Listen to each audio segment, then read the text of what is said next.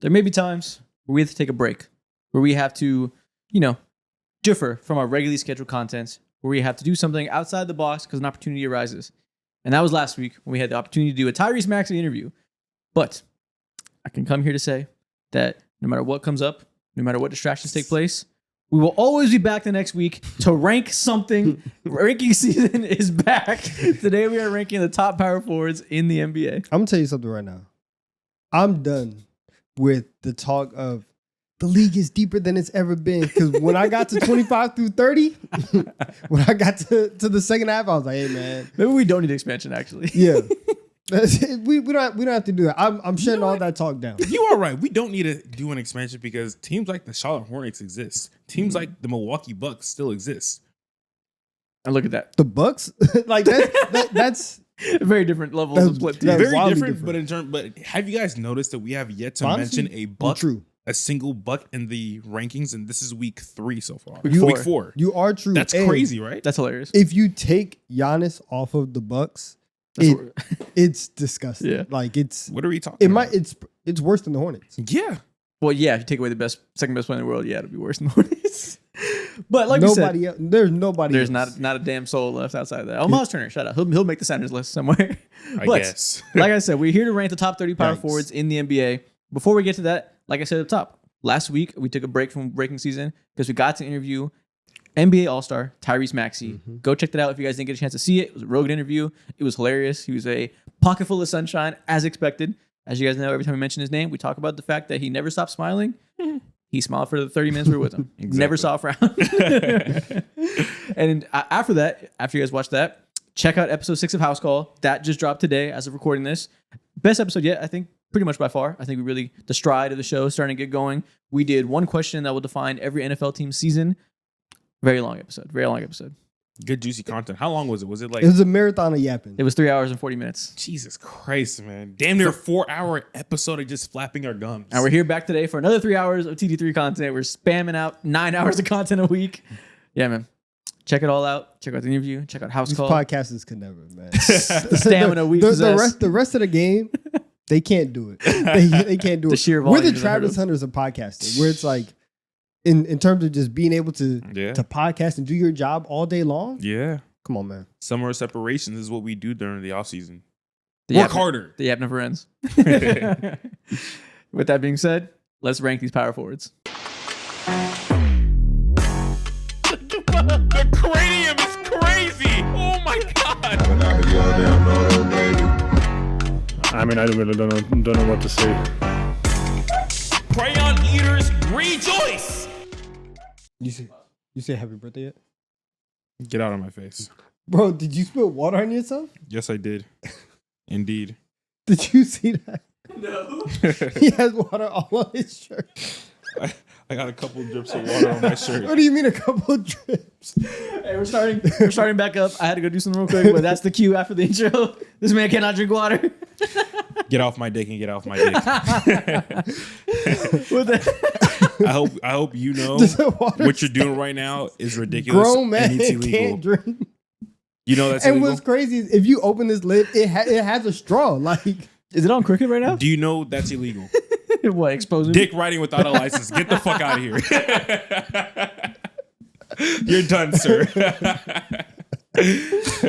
With that being said, let's get into our rankings. You guys know how this works. You've seen this 3 straight summers. Fourth week of the third summer. If you're still here, comment Mo can't drink. Tell me why Mo, his mouth doesn't work. What? But we're going to start off with the back 5 of the top 30, number 26 through 30. You guys know how it works. We reveal brick by brick until we reveal the entire top 30 of all 3 of us. First up, I'm first. From 30 through 26, I have Jonathan Isaac at 30, Patrick Williams at 29, Jeremy Grant at 28, Jeremy Sohan at 27, and Harrison Barnes at 26. Oh, man. Okay, for a second, I got scared. And I was like, Scotty Barnes, 26. I knew I had a bad year, but then I was like, oh, Harrison Barnes. The other one, yes. There we go. And this is the tier of players that I don't want to start. It's essentially this tier. And I put Harrison Barnes up top because he shot 42% from 3. He'll hit his threes. He'll be competent defensively. He'll be the old man in the room, the guy who is the reliable 3-and-D vet. The other guys below them have serious concerns of various sorts. Sohan still can't shoot. It bothers me. I do not like his offensive game. Very good defender. Offensively, he bothers me. Jeremy Grant had a fucking horrendous year. He shot less than 40% on twos. Gross year. We'll see if he bounces back. Patrick Williams is mid in every way, and Jonathan Isaac can't play 60 minutes a game without breaking. Jeremy Grant, I don't think Jeremy Grant legit belongs on this list because he shot like 37% from the field. You're bro. low-key, you're right. He is not playing basketball anymore. He's just collecting checks. Yeah, he probably doesn't belong on this list. But look who's below him. Patrick Williams, definition of mid. Jonathan Isaac cannot play more than 15 minutes per game. So this is the point where I'm like, somebody has to be here. Maybe I could have put like Nikola Jovic or something, but whatever. I got so curious to see like what the general feel of Patrick Williams is on the for Chicago Bulls fans. You guys know me. What, 2 years ago, I like went to bat embarrassingly enough for him, and I stand by what I said. All the things made sense at the time. You had him as a top 10 power forward. No, that's crazy. If I did, that's AI. That wasn't me at that point in time. I was like the final.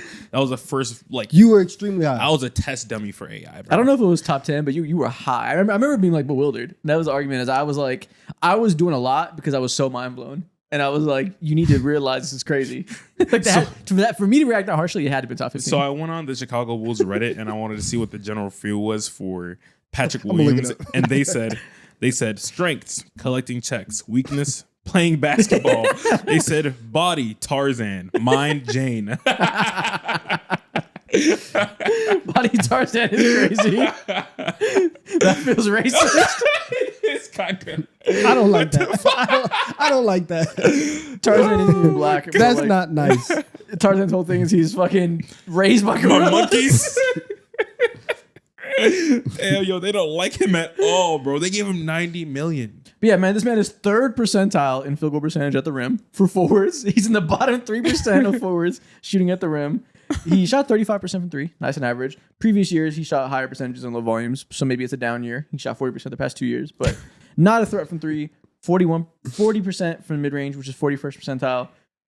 Across the court, not an impactful scorer. He is a fine defender. I think nice and average. Big wing that doesn't move great laterally or anything, but he's not a liability, but he's just the perfect plug-and-play power forward size body. They said he's shooting 78% on dunk attempts. I can't get past it. You shot what on dunk attempts? He shot 78% on dunk attempts is what they say. He did miss a lot of dunks. Everybody else in the NBA shoots like 90% on dunk attempts. You don't dunk and miss unless you're Ja Morant trying to jump over someone. Yeah. They fucking hate him, man. But yeah, I mean, he's on the list, but maybe it's a testament to the power forward position. The only person on this list, on this tier that maybe I feel a little bad about is Sohan, just because he does have legitimate strengths. The rest of the guys on here are just boring and stinky. Sohan is a little more. He had him at 15. Patrick Williams 2 years ago? Wow. Nice. Wow. Sohan could be higher. He has way more strengths than these guys. He is a very good defender, very switchable, good passer on the short roll. Exactly. It's just hard to. I just cannot imagine him contributing at high level playoff basketball right now with the way his offense is just built. He's that guy that's like, Josh Giddey adjacent, I think it would look like if he played in a playoff setting where he does some things well, but it's really square peg, round hole, trying to make it work without the spacing.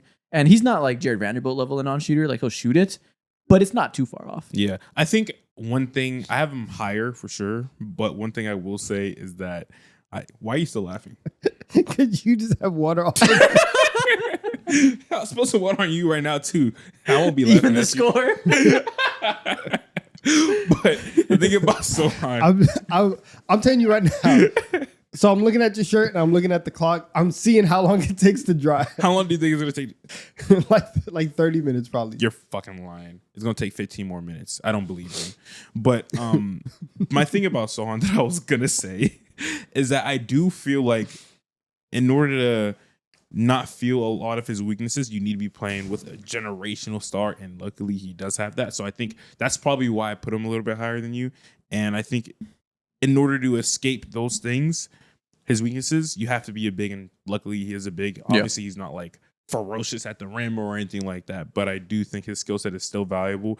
It just needs to be deployed around a generational talent, and luckily he has one around him. Yeah, here's the thing: like, anybody that's worth a damn can play next to a generational talent. That's not saying much. Yeah. It's not even just that. I think like, and I like Sohan. It's just weird because like the Spurs and the rest of their backcourt, you still have questions about a lot of them and their shooting. Like Stephon Castle, is he going to be able to shoot?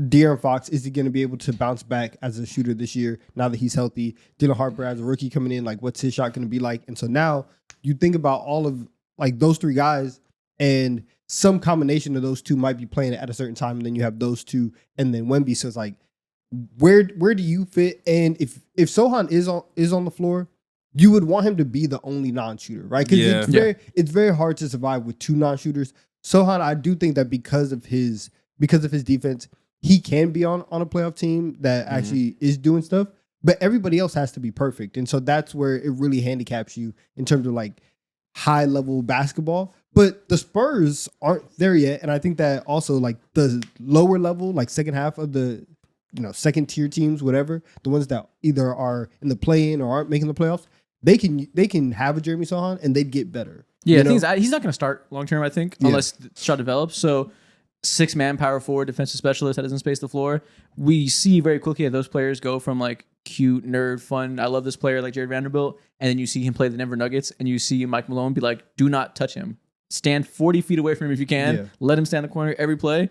You start to see that archetype is very unvaluable. But again, he is good in many ways. So the only reason I put him right below Harrison Barnes, who I'm like, I guess they're similar flawed players, is Harrison Barnes can play in any team because he can shoot. He has that floor and he is competent defensively. So I said if the Spurs were in a conference finals right now, I bet Harrison Barnes to close the games. I will say I did not put Harrison Barnes on my list because I just don't think of him as a traditional 4. He'll always be a 3 in my mind, but I can understand putting him there. Yeah. I mean, he's been playing the 4.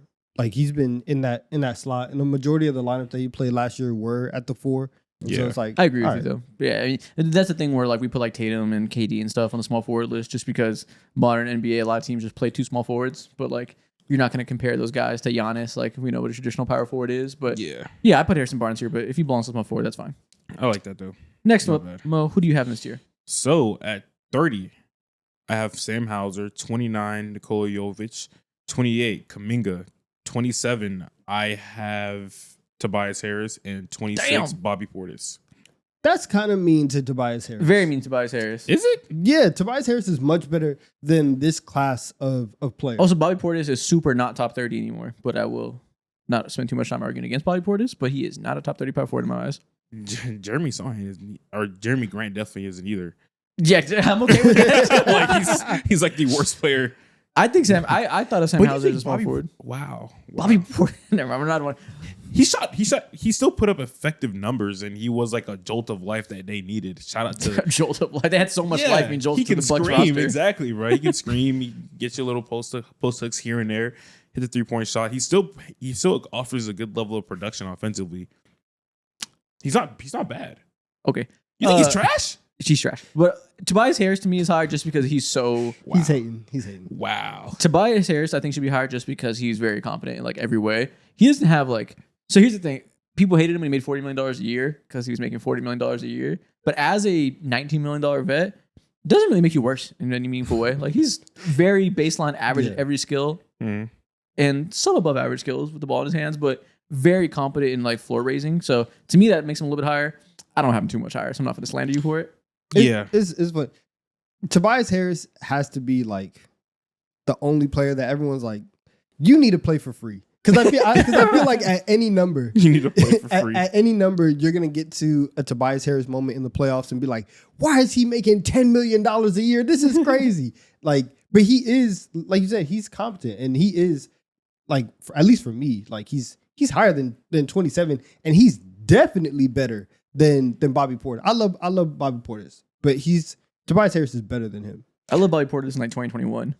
Yeah, I mean, gone. So you're not a real fan. I'm here to the end of his career until he retires. Maybe I am the mid-range specialist backup power forwards. Yeah, maybe I am willing to go ahead. You are hating on Bobby Portis. That's what I'm saying. Bobby Portis isn't good anymore. He is That's good at basketball still. Last year he just averaged 14 games. I would hate Brandon Bass if he was trying to compete exactly. against Giannis today. See, this is what I'm saying. He took like 4 threes a game point. last year, and he shot 37%. Like he's a good Bobby Portis is a good This is like exactly serviceable player. He's a positive player. Would you Portis want him is- starting? Bobby Fuck Portis is no. a big man that has a 52% effective field goal percentage. That man is a mid-range chucker. I don't know. Hell yeah. Nah, keep going. Keep going. It's like, this is what's wrong with this. 48% of his shots come from mid-range. Bobby He has Portis. no rim pressure anymore at all. He's never not had a it. serious spacer. Sometimes you his need defense that. stinks. We're not even talking about that. Like Bobby Portis is not an impactful player anymore. Man. But again, Patrick Williams on my list. So like I said, you guys kept. I'm not gonna chastise top you. 3 and 6 man of the year don't mean nothing no more, man. This is what it Exactly. is. Back-to-back years, he's in the top 3. Come on, man. Now, mind you, that wasn't this year. It was not. It wasn't- I also loved him in 2021. I mean, he was top 3 last year. Was he last year? Yeah, it was Yeah. last year and the year before that. Good for him. Yeah. But yeah, shout out to Nikola Jovic. I really never paid any Miami Heat role player any mind, and I did like a semi deep dive into him. This is the most dismissive rankings we've done ever. We're just like, really all these is. guys suck. It really is. Shout out to you. Let's just fly through this, man. yeah. Who's mine? Who's my 5? At 30, I have Bobby Portis. At 29, I have Nice. Harrison Barnes. 28, Santi Aldama. 27, Sam Hauser. 26, Nikola Jovic.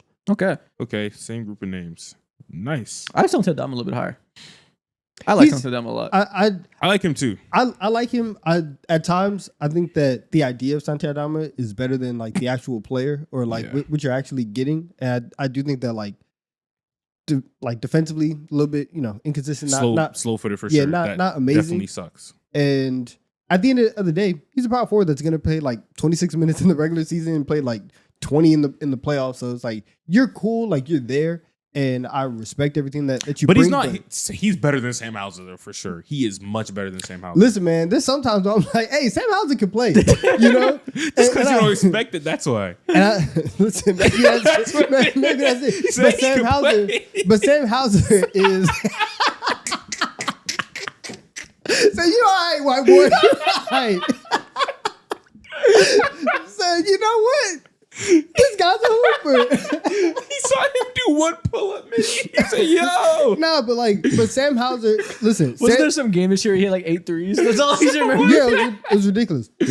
No, but Sam is he's a legitimate shooter. Oh my God. Right? He's a legitimate shooter. He shoots 40% from 3 every single year. He can the one area where it's like, hey, like I didn't know you could do that. Like he can hold his own defensively. Like That is true. like every white boy gets targeted. Sam Hauser actually can hold up and Yeah, he's I good. feel like he is better defensively than Santi Aldama. yeah, for sure. And I think like that Still not a better player. What a debate. Yeah. that and his consistency of shooting, I do like that, and I think that like he plays off ball a little bit better. Like I think I just might rather have Sam Hauser as like my 7th or 8th man Yeah. rather than Aldama. So that's my pick there. And then Jovic is still it's the same thing with you. Just a little bit interesting. Like you Yeah. still don't really know what's going on, but he's there. Peculiar. I like it. Yeah.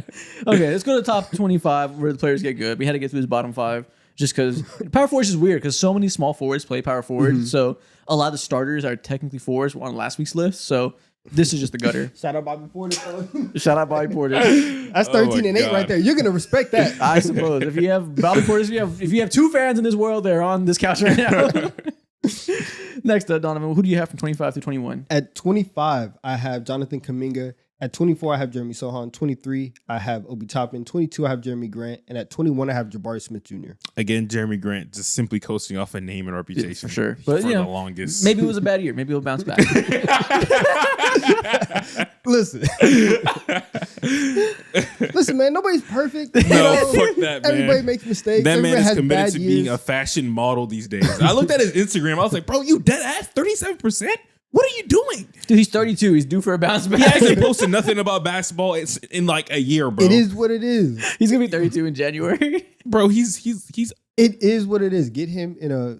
I can't even say. Bro, in a- he shot 47% at Stop the talking he's about so it. bad. He's Stop been talking so about He it. bad. shot 29% from mid-range. Dude, he doesn't play basketball anymore. Stop, He's done. Stop He's- talking about it on the episode where we're supposed to talk about it. Just relax, though. Just relax. I put him on my list barely, like you said, off of name recognition. Yeah. But yeah, he does not deserve to be top 25. But yeah, so those are the other 4 guys though. Kuminga, Sohan, Toppin, Jabari. Okay, I mean, you put him above 3 flawed players, so it's not like I'm going to be like, you gotta put Kuminga above him. No, What you do is put Kuminga above him.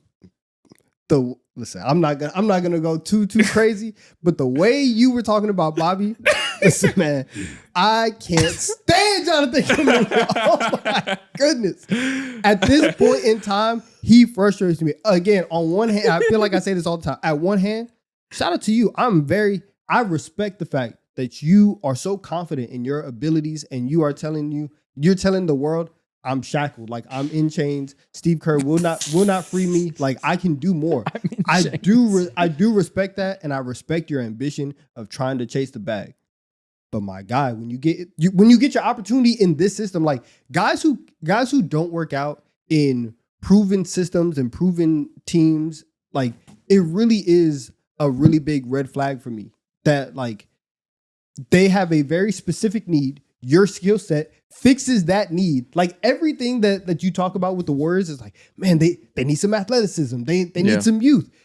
You have this young 6'7" dude, right? 6'7", 6'8", who could jump out the gym, can do all of the things that they need you to do, and you cannot figure out a way to be productive in the system where you're playing off of Steph Curry and Draymond Green. Like, what is going on here? It really does bother me. And obviously, like the Steve Kerr dynamic, all of that, but like, I bet you if Kuminga was actually hooping for real, Steve Kerr would like him a lot more.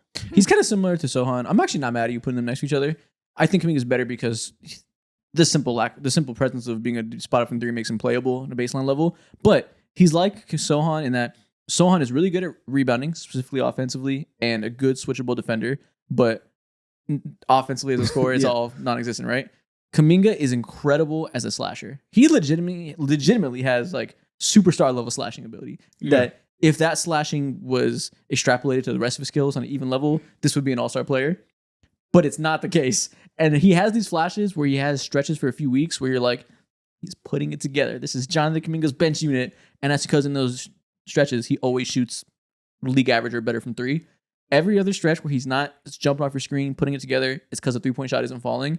As a guy who is simply a downhill slasher and needs to be a spot-up shooter to play off of that, it really is live or die by the 3. It's kind of like when Jalen Green has these stretches where he goes crazy. It's because he slashes and shoots well in those stretches. He doesn't pass well enough, doesn't defend well enough, doesn't rebound well enough, doesn't have the spatial awareness to cut well enough and in a high IQ way in this Warriors offense that it literally just comes down to you need to do 2 things really well. One will be slashing. Sometimes the second one will be 3. And that second one doesn't come around nearly consistently enough. Yeah, and all that in between stuff is just overall processing speeds when it comes to reading specific passing lanes and like why he isn't necessarily a defensive menace when he has like more. He's more than capable of doing so on that end. There's a reason why like he isn't the best rebounder on this team. There's a reason why he isn't one of the best just overall field guys for his age range. Mm-hmm. And so when I see Kuminga, I see like the numbers, but they just feel. I always leave watching him like I always could have gone more, and there's a lot of like empty space around his game. I will say he got hurt this year, obviously, and missed a lot of time. He had by far his worst mid-range scoring season. Like he was atrocious in the mid-range. That tanked all his efficiency numbers. He shot 27% on long mid-range jumpers. Previous year was 44. Previous year 40. Previous year 45. So I think he is a better shooter, at least in the mid-range that he displayed this year. I'm willing to cut him bail that it was because of the injury and he was an up and down season. So I do think he's better than what he put out on the court for a majority of this season. But even that isn't operating from a high level. He's still like at highest 20 to me. Yeah, that's if you cut him bail. And there's like plenty of reasons to not cut him bail. I'm being optimistic and saying these traits, man, let him get a chance to put it together. But he's in a good ass system for a slasher. And like the other day, like the part we're not talking about is like all the intangible stuff and like buying into your role, accepting your ability to play next to stars rather than I gotta be the star with the ball in my hands. And I don't want to speak for the guy, but it does seem like there's a disconnect there. And that's why at this point, because the saga has gone on so long, I really do want to see him on another team. Like I do want to see him have the opportunity to do the things that he wants to do and that he feels that he can do. That way we can just get more of an actual like idea of whose fault it was. Like, was it your fault? Was it Steve Kerr's fault? Was he actually holding you back? All of that. I want a more definitive answer. So that's why I do want to see him on another team, because I can also see from his standpoint where as soon as things get a little bit muddy in terms of his relationship with Steve Kerr, and you feel like the only way for him to get playing time was to go out in the media and start talking and doing all this other stuff. Once you start getting to those links, I can see how from that point on it is very like too very head buddy. I think two things are true though. I think one, he might have a good point that him and Steve Kerr don't get along and it's not the coach for him, and that he goes somewhere else, he'll put up better numbers and prove to be more valuable or just a better player than people realize because he can put up better counting stats. That is undoubtedly true to me. I think that you put him on the Brooklyn Nets, he can average 19 points per game. But what's also undoubtedly true to me is that that's the most red flag I've ever heard. That Steve Kerr said, we want you to be good, but you got to earn it. And you failed to earn it, and you're mad about it. And you said, if you let me go out there and give it to me and let me play it in the style I want, not the style you want, I can put up numbers. I can put up points per game. I can be a scorer when the whole point is you are the level of player that you got to acquiesce to the stars around you and prove that you're valuable and contribute in multiple ways. And you said, no, I don't want to, but I promise you I can get high points per game. That sounds like an unvaluable ass player. He's still operating like it's 2021, 2022, whenever they first got it, and you guys are still like kind of like rebuilding the words, and it's like year one of the two timelines. And so everyone's been saying, oh, it's the two timelines, the two timeline thing. That's kind of been over for a couple years now. But it feels like the way that Kuminga has moved, it's still in his head of like, I'm one of the franchise centerpieces that we are trying to build around. I deserve, like you said, like I deserve all of this leeway to go out and play my brand of basketball. And that's just not the case at this point. Yeah, exactly. It's so annoying because there's such an easy pathway for him to be impactful for the Warriors. If he had a little bit of Pods mentality into him in terms of, I got to do whatever it takes to stay on this court. Which Pods is would like, die for Steph Curry. He would die for Steph Curry. He would die for a rebound. He would die for a steal. Kuminga's not doing none of that on the basketball court. If he committed himself to just being similar to, who was it on the Warriors? I think it was Andrew Wiggins. I think Andre Iguodala talked about a couple years ago how Andrew Wiggins was like, yo, in order to stay on this court, bro, you got to be one of the best defenders that this league has to offer. And he was exactly that specifically for that season. And also he had some of the best rebounding rates of his entire career. Yeah. If Kuminga did the same exact thing, we're talking about him in an entirely different light because that at least gives him the opportunity to be on the court, which has a whole different scenario. Like so many different scenarios could happen when he's doing that. And I think he would probably say, it's not for lack of trying. That's just not my strengths. And my strengths is on-ball scoring. So use me in the best way possible so I can make some goddamn money. And I understand that. Maybe it's just not the team for you. There is, like I said, there is a world where he goes to the team and puts up better numbers. I just think that how many players have we seen? A lot is made of Steve Kerr's ability to not develop young players and how he fails young guys and all this stuff. How many young guys have we seen go somewhere else and like we say, oh, that's a winning player that Steve Kerr didn't get the most of him, but this team, look at him contributing to a championship. I think if you can't win in that system off of Steph Curry and Draymond Green as a wing, especially, that's just a huge red flag. That's the easiest place to thrive as a wing in my mind. It's not easy, but it's hard, I think, because it is difficult to play off those guys. For sure. But if you can figure it out, there's lots of rewards to be reaped. And the two guys where it's like, damn, like you just couldn't make it work at all was Kuminga and Wiseman. Wiseman's from different reasons, for sure. But again, and like Kuminga's not that bad. Like I I don't want to put him in those two tiers, but when we talk about the idea of not working in that system, even like we said, when the Warriors need a slasher or they need an athletic big like Wiseman, those red flags do pop up. So yeah, that's why he's at 25 for me. But everybody else, like I like Obi Toppin a lot. I just think like his rim percentage was crazy. He was shooting like 78% from the rim, and it's because it's all like dunks and layups because it's he can run off. He can run next to Tyrese real well. Exactly, you can do that. So I like him. I think that right now. We'll see what happens this year, but playing alongside Tyrese Halliburton, that's the best spot for him. And then Jeremy Grant. I also really like Jabari Smith Jr. Me too. I think like going at the end of next year, I do think that like Jabari Smith Jr. is going to be much higher on this list. I definitely agree. I have him way higher. So at 25, I have Jeremy Sohan. 24, Jonathan Isaac. 23, Rui Hachimura. Probably should have put him higher now that I think about it. 22, Obi Toppin, and 21, Santi Aldama. We just talked about Jeremy Grant coasting off a name recognition. Jonathan Isaac is coasting off a name recognition. That man has shot it was horrible offensively this year. And obviously he still is a good defender in those 15 minutes he can play. But I was like, I can't put somebody who literally can't play more than 15 minutes a night Yeah. high. Like he had to be lower, and like his shooting percentages were not good this year. So you can barely play, and you're a straight defensive specialist now. Yeah. The Yeah. interesting thing for me, why Toppin over Rui? Topping over Rui because I feel like, that's why I feel like I could have put Rui higher because his playstyle seems to depend a lot less on who is around him because he he does a better job of creating on the ball much more and he has more layers to his game. A little bit. But the ceilings are just the ceiling. I give it to Toppin because this is the summer of the Pacers. I give him a little bit of that, and on top of that too, I think I like Toppin's ability to shoot the ball a lot better as well. Now Rui is a better. I guess they're like kind of Rui's even been as shooting. rebounder, and Rui is a good 3-point shooter. But Rui sucks at defense. That's the difference. Obi They also both isn't aren't- amazing. yeah, Rui's a god awful off ball defender. He can do awesome on ball stuff. He's not terrible defending big wings 1-on-1. Like you put him on Jason Tatum, he'll hold his own better than most defenders of his caliber, considering he's like not good. But if you make him chase screens, play against like the Warriors, we have to pay attention to everybody off ball. He's fucking horrendous at that. So he's like more well-rounded offensively than Obi, but Obi's strengths offensively I think are kind of even, and Obi probably has a higher floor defensively, even though he's also not amazing defensively or anything. yeah, It really hurts you defensively at times, and like that gets overlooked because you see the clips of him defending on ball and being like, "Whoa, look at him go! Look at him! He's still doing his job." Yeah. But you don't see when he gives up a million backdoor cuts and everybody's rotating for him. yeah. Those two belong in a group together though for sure. That's This specific group is like super like valuable role players, but specifically 23, 22, and 21, you do have like glaring holes in your game that can't end Yeah. you up top. Yeah, it's really 21 through 23 are all like really interesting high level offensive players that have some limitations defensively in their Yeah. own ways. Like Santi's just like not athletic and that Yeah. can hurt him, but like his feel offensively is insane. Which I think I have him in this tier as well. I have he is in this tier. At 25, I have Obi Toppin. 24, Jonathan Kuminga. 23, Santi Aldama. 22, Rui Hachimura, and 21, Tobias Harris.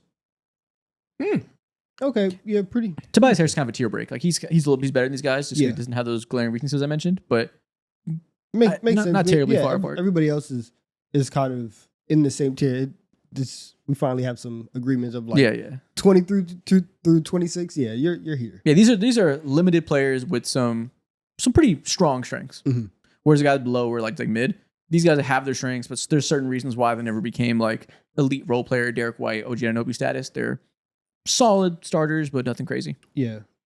I do agree with you. Yeah. Yeah. Tobias is the tier break for me. Yeah, I was hating Yeah, let's- super hard on Tobias Harris. My bad, Tobias. Shout out Santi Aldama, man. Santi Aldama is just so cool. Like such an interesting player to have that you can have this size, this shooting ability and this ball handling. Like And his playmaking. yeah, like his abilities with the ball in his hands and like his ability to scan the floor and like have a good feel for everything around the court. Like if he had a better body, if he was born in Jonathan Kuminga's body, he'd be a star. Like if he was an athlete, that'd be a star player. Yeah. That's just a crazy package, like a crazy Yeah. baseline to give anybody. Yeah, at that point you're Kawhi Leonard. Yeah. Santi's skill level with Kuminga's athleticism. Ooh, dude, if we did those things where you like combine players, like a TikTok thing did before, Yeah. that is a star. Combine Santi Aldama's strengths with Kuminga's strengths. That's a all-star level player. That's Franz Wagner. Well, at a 3-point shot. Yeah. Franz with a 3. But okay, we talked about all these guys. We feel pretty aligned with their range. We can keep moving. Mo, who's your Okay. 20 through 16? 20 through 16. 20, I have Dorian Finney-Smith. 19, I have Torrey Eason. 18, Jabari Smith Jr. 17, PJ Washington. And at 16, I have John Collins. This is like the same exact tier as me, I think. Is it? Let's just hop on Monks. I think I have the same players. Oh, you're first, Mo, Donovan. All right. Well, at 20, I have Keegan Murray. At 19, I have Tobias Harris. Keegan Murray. 18, I have John Collins. 17, PJ Washington. And 16, Tari Eason. Okay. Mm. I have Dorian Finney-Smith at 20, Jabari Smith at 19, Keegan Murray at 18, Tari Eason at 17, and John Collins at 16. So, again, very aligned with the range of these players. Yeah. I'm the highest on PJ Washington, so I put him a little bit higher. Maybe I have finals aura in my head still, but I put him higher just because I know that he can contribute next to superstars at a really high level as an on-ball defender, 3-point shooter, slasher, all that stuff. I'm just like, maybe it's just because I've seen him do it next to superstars, and that matters to me a lot for this tier of player, where I think I can say for all these guys in all of our tiers, these are elite defenders that make superstars better. Yeah. You are somewhat elite at something in the game. For someone like John Collins, I obviously played for my team for the longest, and when he left the Hawks, a lot of Hawks fans left, or always like would paint him towards for all of our woes and what we suck at and shit. And John Collins definitely improved so much as a player. He once averaged like 20 and 10 for 2 years for Atlanta. You know, obviously he's not traditionally a 20 and 10 player. That's not what he should be doing. If he's giving your team 20 and 10, something is probably wrong. But seeing how much he's developed as a shooter has been fucking scary.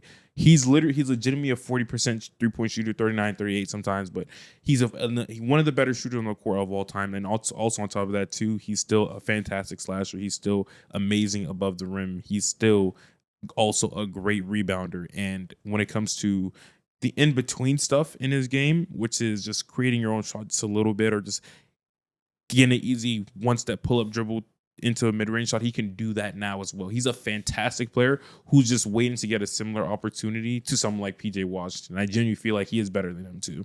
Yeah, he's very different. He's like the opposite player, whereas Collins is like a legit, really good offensive player. Yeah. A really talented pick and pop big for all the reasons you said. Him and James Harden are going to fucking eat. Yeah. Dude, off that pick and pop is going to be special. You're going to have to deal with the Zubac thing and maybe Collins spacing the floor for all those minutes. And Zubac goes to the bench. Collins becomes a small ball 5. They bring in whichever other perimeter defender they want. And you have to deal with that spread out offense with James Harden setting him up as a passer. That's going to be hard to deal with. Like, of all the different additions that the Clippers have made. Chris Paul setting him up Chris too. Paul set him up too? Whatever, for the The 6 lob minutes a game? man. Yeah. It's going to be amazing. That's going to be special. See, everybody else here is an elite defender, but Collins is specifically offensive oriented. Yeah. But after that, the Tari Eason versus Jabari Smith is an interesting one for me. I put Eason higher, but I wonder if we extrapolate too much of Tari Eason of like, give him full-time minutes. He can go crazy. He's this efficient. He'll continue. Maybe we make the idea of him a little bit better in terms of like what he could do with 35 minutes a game. But I can't help it. That man's motor is insane. The shit he does per minute is ridiculous. So like I think for me, like I think with Jabari, I think that Tari has a little bit more juice right now than Jabari does As a slasher? Offensively. Yeah, where like Jabari, it really is. It's going to be catch and shoot, and that's like the crux of his offensive game at this point. And even then, it's not like his shot isn't amazing. Yeah. And so for the role that Tari? No, Jabari. Like his shot isn't crazy. And so if that's the role that he's going to play, then I do need that to be a little bit better. And then Tari, it's like you said, it's eye test. Like you just see him on the floor. His motor, how impactful he is, it jumps off the screen every time you watch him play. And so I do think that just because of that, I'm gonna give him the nod over Jabari. Yeah, that's pretty fair. I'm okay with that. I think by the nature of someone like Tari's game, it's like chaotic and it's super fun and explosive. It's fireworks and all that. But I do feel like Jabari, he's been looked off so many times and deprioritized naturally because like we have someone in your same exact draft class who's an actual goon right now, and then on top of that too, like we kind of sped up our timeline and all that, and I think as time has went on, Jabari Smith Jr. is one of the most underrated players in the league who just doesn't get enough shine, especially on his team. There's been so many times last year where I feel like he just like disappears on offense, mainly because like, okay, he's a forward. He got drafted entirely too high. But when he got drafted, like he was labeled as this dude who can create his own shot and all this other shit, which he has the ability to, but he is not the hub on your team. He's just a very good ancillary piece. And I think that's what he is. I think his shot is really good. And I think he can prove to be one of the better shooters at his position in the league. He is that. And I wouldn't go that far. He's pretty. I wouldn't say one of the best, but he is a good shooter. You're right. Yeah. He had moments last year where his shot was like, okay, this is like it's happening, and like he's gonna be a shooter. This year, it kind of came back like down to earth, and so it wasn't anything wild. And you mentioned that like he disappears a lot offensively because there's so many other guys that need to be fed, and like they kind of got moved up to pecking order over time. He also does suck at offense, like for the most part. He's a good spot-up shooter, but outside of that, he can't do much else, which is okay because I have in this range as well because he is a damn good defender. He's a hellacious defender. part The that's Houston overlooked. Rockets are entirely different without him on the court as a defender too. He has no juice offensively, really, besides spotting up from 3 at a league average rate, which is good for a big. But defensively, he is a big reason why Sengun made a big improvement defensively, and why you can say that like he's not a liability anymore. A lot of times because he was playing next to Jabari Smith Jr., who, it's not no coincidence that in undersized, slowish center that doesn't have shot blocking range and mobility in that way, like Sengun, who we project to be a bad defender for his whole career. It looks better when you're playing next to a versatile, rangy, long power forward that can cover a lot of ground and complement your weaknesses there. If you get blown by in pick and roll, he can rotate. Sengun has IQ to rotate back, and they have a good chemistry there that when Jabari Smith went out with injury, their defense tanked for those couple weeks. They had a rough stretch in the middle of the season, and I don't think it was a coincidence that he was out for that time. And I'm looking at it, it's fucking outrageous that they have on the same team Eason, Jabari, Finney Smith, and Kevin Durant, who's also a big, long defender. Didn't even mention Amen Thompson. Crazy set of defensive talent. This is one of the most essential archetypes to winning in the finals in the NBA. Having a power forward that can be a versatile defender to defend the rim and switch on defense.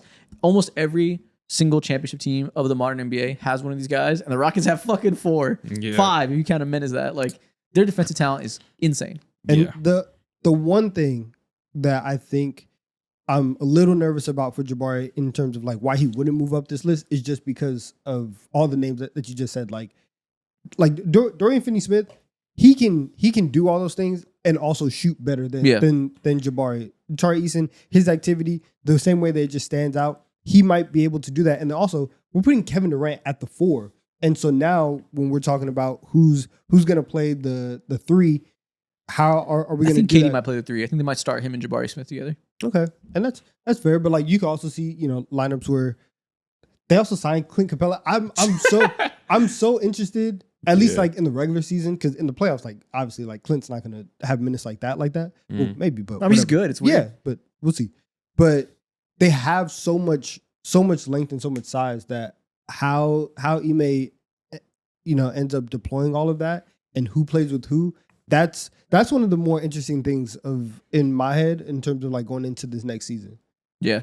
They almost have like too much defensive talent, not enough offensive talent. That like I wonder if there's going to be some kind of recalibration trade to like because you can afford it.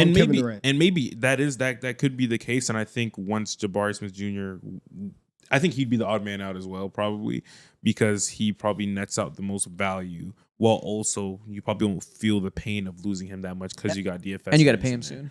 Exactly. You probably don't want to pay him and Eason. I mean, you very well could, but they paid Eason already, I think, recently. No, they paid paid Jabari this summer, and then really, yeah. Oh, we got it backwards. Yeah. They paid Jabari, and Jabari's honestly on a good deal. Like he's at like $25 million, and then obviously they just paid DFS. Right, we got it backwards. Bringing him in. So like Eason's the guy that still hasn't gotten. I guess what I mean is you probably don't want to pay both of them. Whenever you get to the point you're also paying a man, also extending everybody else.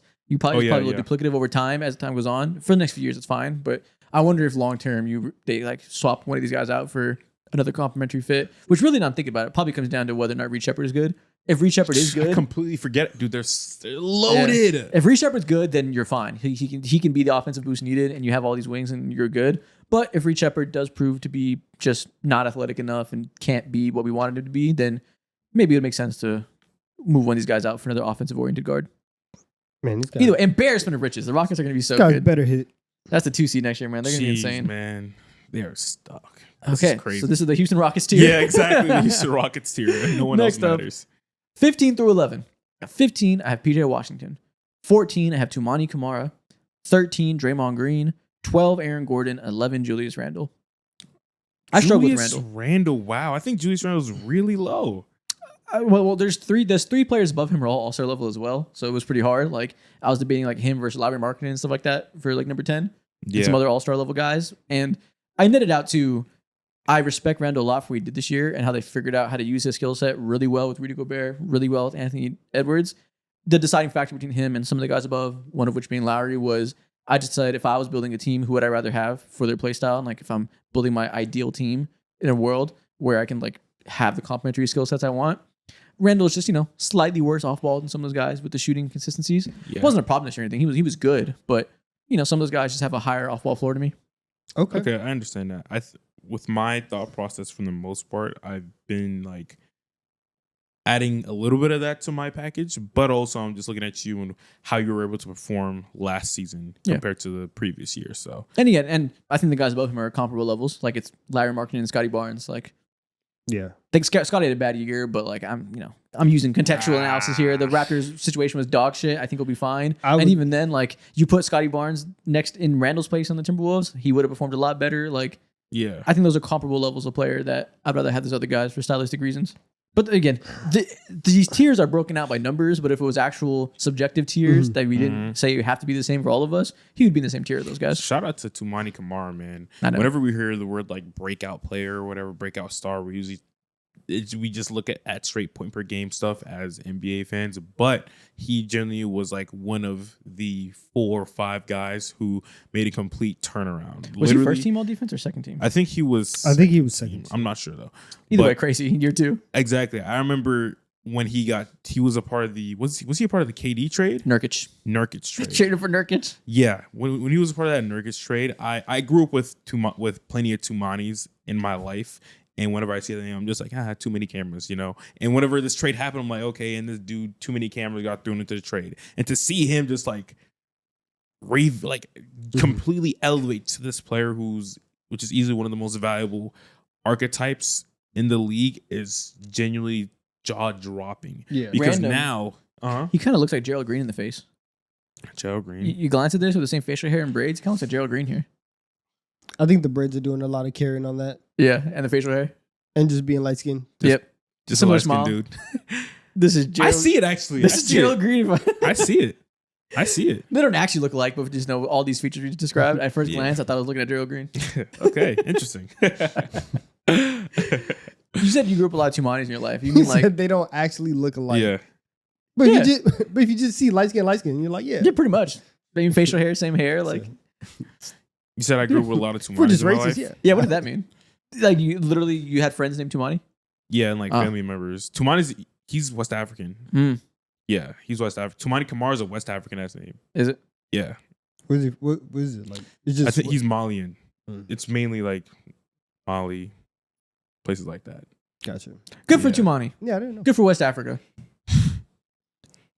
Anyways, Yeah, to be an all defense level defender in year 2 and shoot 38% from 3, like, that's just an insanely valuable player to have on your team. every single year I struggle on where I want to rank someone like Draymond Green because there's times I think last year I ranked him at number 8, Yeah. but this year I believe I have him in the similar tier as you, and I'm just like, It's how tough, do man. you rank him? How? Right behind the All-Stars. And there's 11 All-Stars on this list, counting Julius Randle as an All-Star level player. And then it was between him and Aaron Gordon for 12 for me. And I just feel like Aaron Gordon has just developed so much offensive juice last year as a shooter. Yeah, Still as a slashing, great defender as well, that I just gave him the slight nod. But they're same tier. You could swap Draymond and Aaron Gordon. I wouldn't be too mad at you. But yeah, just right behind the stars. Yeah. Okay. So 11 is really like where the odd man out is. Yeah. Because to me, there's 11 All-Stars on this list. Okay. All right. And I see next which one up. you put there. Okay. So at 15, I have Keegan Murray. Feel like he could have found his way a little bit higher, but again, like next tier is like damn near all stars, if not all stars. Can I be honest with you? Go ahead. Let me see your hand real quick. I need No. you guys say this. No. I think Keegan Murray fell off. What? Dude, he hasn't shot above average in 2 years. It's been 2 straight years. As a rookie, he shot 41% from 3. It's been 2 straight years of 35% from 3, which is below league average these days. He is the only thing that any productive Sacramento Kings member have to hang on. And they'll tell you that it's been Don't disappointing tell me how his offense has developed over the past 2 years. He's a great defender, but like not as good as Tumani Kamara, or not as valuable to me as Aaron Gordon. But the offense just has not developed. I don't expect it to develop. Then he cannot be this high to me. I don't expect it to develop. Then again, at PJ all. Washington's right there. It's not like it's a giant difference. That's Yeah, fine. exactly. I think a couple years ago when the Sacramento Kings first created the Light the Beam stuff, and their coach at the time, Mike Brown, was like, yeah, we didn't make any moves this offseason because we're expecting a lot of internal growth to guys like Keegan Murray. And when he said that, I'm like, bro, you're tripping. Like, who do you think Keegan Murray is? He's a great player, and he's going to be like the same exact player for the next 12 years. There's nothing wrong with that. That's still like ridiculously valuable. Now, of course, like his offense not developing and like efficiency being, shaky, like we talked about, is disappointing. But regardless of the fact, this role right here is like, oh yeah, like you are not a complete offensive player, but you can fit on every single team in the league, and you will be damn near starting on a lot of teams in the league as well. He shot a career high at the rim, which is nice to see. 77% at the rim, and somehow he still had a below average effective focal percentage. Yikes. That's crazy. You had to be shooting like shit for that to be the case. I mean, shit. His situation's tough, and I don't blame him for shooting like shit when you have like I do. He's the two spacing. non-spacers. He's supposed to be the spacing. I blame him a lot for not being the spacing when that's your main role between these stars.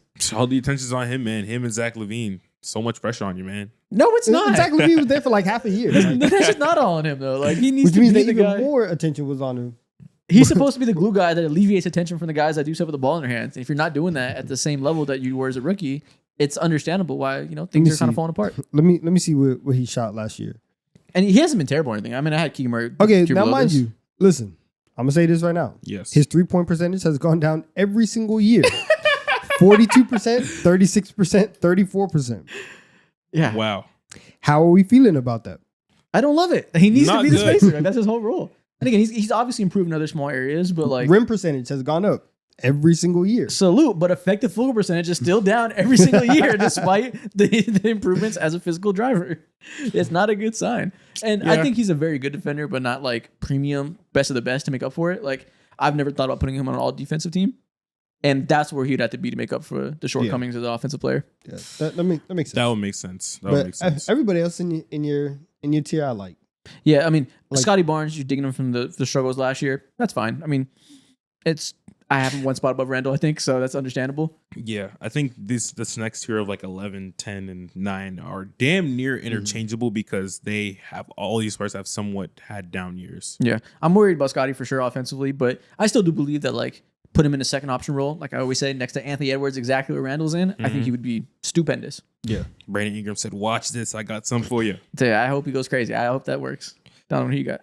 At 15, I have Rui. At 14, I have DFS. 13, I have Aaron Gordon. 12, Scotty Barnes. And 11, Lowry Markkinen. Damn, you got two of them down here? Who do you have? Oh, you have Draymond in the top 10. Okay, that's fair. Wait, Yeah. wait. Okay. DFS is this high? Oh shit, what the hell? I really like DFS. I really like DFS. What the fuck? I really like DFS. I'm like, hold on. I had to And squint. Rui? I'm This man's a Lakers fan. And Rui? Oh shit. You were talking earlier. Listen, the on-ball clips moved me. They did move me. He made a last-minute adjustment on his list. This is actually not the Rui spot can that shoot a mid-range number. You know he loves a mid-range number. Yeah, got him he red-handed. got that in his bag. Fuck team defense, fuck rotations, fuck defending cuts, fuck fighting over screens. Don't worry about that. Can you pull up to your left and pull up to your right from 16 feet? Nope. Nope. Can you turn around one shoulder bump? Listen, man. Oh, wow. He's been hooping. He's been shooting that thing. And he's good for a poster or two every year too. He does on people. That is true. That is very true. Now, listen. If he could just change his number from 28, we can get somewhere. Because 28 is a nasty number, but we can rise up out of that. But Okay. yeah, Rui at 15, whatever. But like DFS at 14, I really like DFS, and a lot of it is because like he can, that he can shoot. He can play next to literally anybody in the league, and he's gonna make your team better. Yeah. And so I like Aaron Gordon is like the top of that tier in terms of the amplifiers and all that stuff. But DFS is also in that tier of can you just show up on a team and instantly like not have to worry about any of the politics, any of I have to get my shots, and you can just go in and do all the dirty work. Yeah, DFS is like that. So and I also think that like because he's gonna be on a team where everybody's a dog, everybody can play defense. The entire defense is gonna look better. DFS is gonna look better this next year too. Yeah, I think it's not crazy or anything, but he really can't do a damn thing with the ball in his hands anymore. I don't care. And like that's kind of like what I want from Kamara too. Tumani Kamara there. He's just like, way better defender, better archetype of that type of player that just shoot threes and defend your ass off. So he's just a little more juice there. So I think Finney Smith doesn't have quite the defensive talent to make up for doing not shit with the ball in your hands. But, it's not insane. yeah, and I will say like if Wait, where's Tumani? Did you already say so if I put Tumani on my list because I didn't put him on the list. So if I put Tumani on the list, then he would be like above DFS. And I didn't put him on the list just because like he's so different and he's so unique. And this is also my way of saying that I forgot. Yeah, So, like, I knew it. He's so different. He's so different He's and so- unique. He's on his so own type tough. shit. You don't he's so belong. tough. He's one of one, But I love he that. would, Tamani would be right there. We would move Rui down. He be doing his own thing, to be real. Yeah. I'm looking at I'm like, something just feels off. Why do I see Markkinen and Scotty Barnes here already? Like, what's off? But I see. Okay. Makes sense. Well, Again, What? No, that's even Draymond's top 10. yeah, even if Tamani was on this list, it wouldn't change my placement of Lowry or Scottie. Draymond and Randall are both top 10 for him. Okay. Okay. Yeah. Spell marketing wrong. Bozo. Nah. Okay.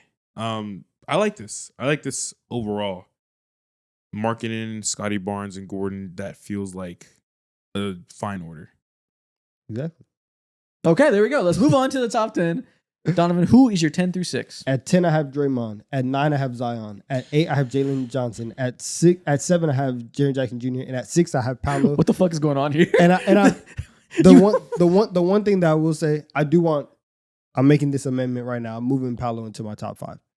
Who's in your top 5? Because I feel like this is my top 5, and like you flipped them outside of the top few guys. Like, many of these guys are in my top 5, so I'm so confused right now. Okay, so Draymond, DPOY, we don't have to discuss that. Yeah. 9, you know how I feel about Zion. We're not going to discuss that.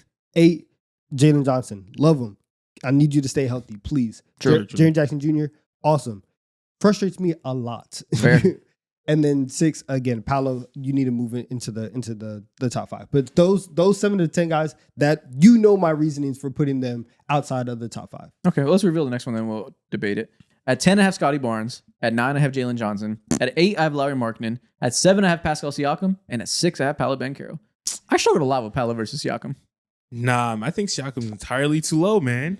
I know you do. You put him at 3 last year, so I know you love Again, Siakam. he proved me 100% right, bro. He is consistently one of the most underrated, undervalued, underappreciated players at his position. He's really Stand good. by that. No, he's really good. But like, he is playing next to Tyrese Halliburton, playing the perfect system for him. There's so He's doing his job. I wouldn't put somebody below somebody just because they're a second option, but I do think this is a specific team in which Tyrese Halliburton is the engine to a degree where like Siakam very much can have slower offensive scoring games and have bigger ones and like it'd be fine either way. He's the glue to that team, but he also is not asked to carry a huge load as a scorer consistently. And I think there's a lot of times that we don't really think about it because of the way that offense runs and how egalitarian it is that Siakam has his lowlights as a scorer sometimes, and we kind of overlook it because the offense is fine. We overlook it a lot. We look at the highs for him. Like, look at him go. He's so underrated. He's better than all these guys. And it's because he scored 12 points the night before. Exactly. So I'm not down on him at all. But like Paolo, so the only debate for me was Paolo. I could have put him higher. Obviously, you guys know how I feel about Zion and how I deal with the health of this all. We disagree. I'm just like gonna gauge for how good you are on the court, and Zion is better than him. Paolo, you don't gotta argue with me if you want to put somebody above Paolo Banchero. I understand. I simply said that like I do think Paolo is better. If the situation is bad enough there with the lack of spacing, that I said you are better than Pascal Siakam. I do think if we had you in a more optimal scenario, you'd be more efficient. You would be better to some extent if you weren't asked to be a point forward, which I just don't think you are at this stage. So I give him the nod. I just think he's better.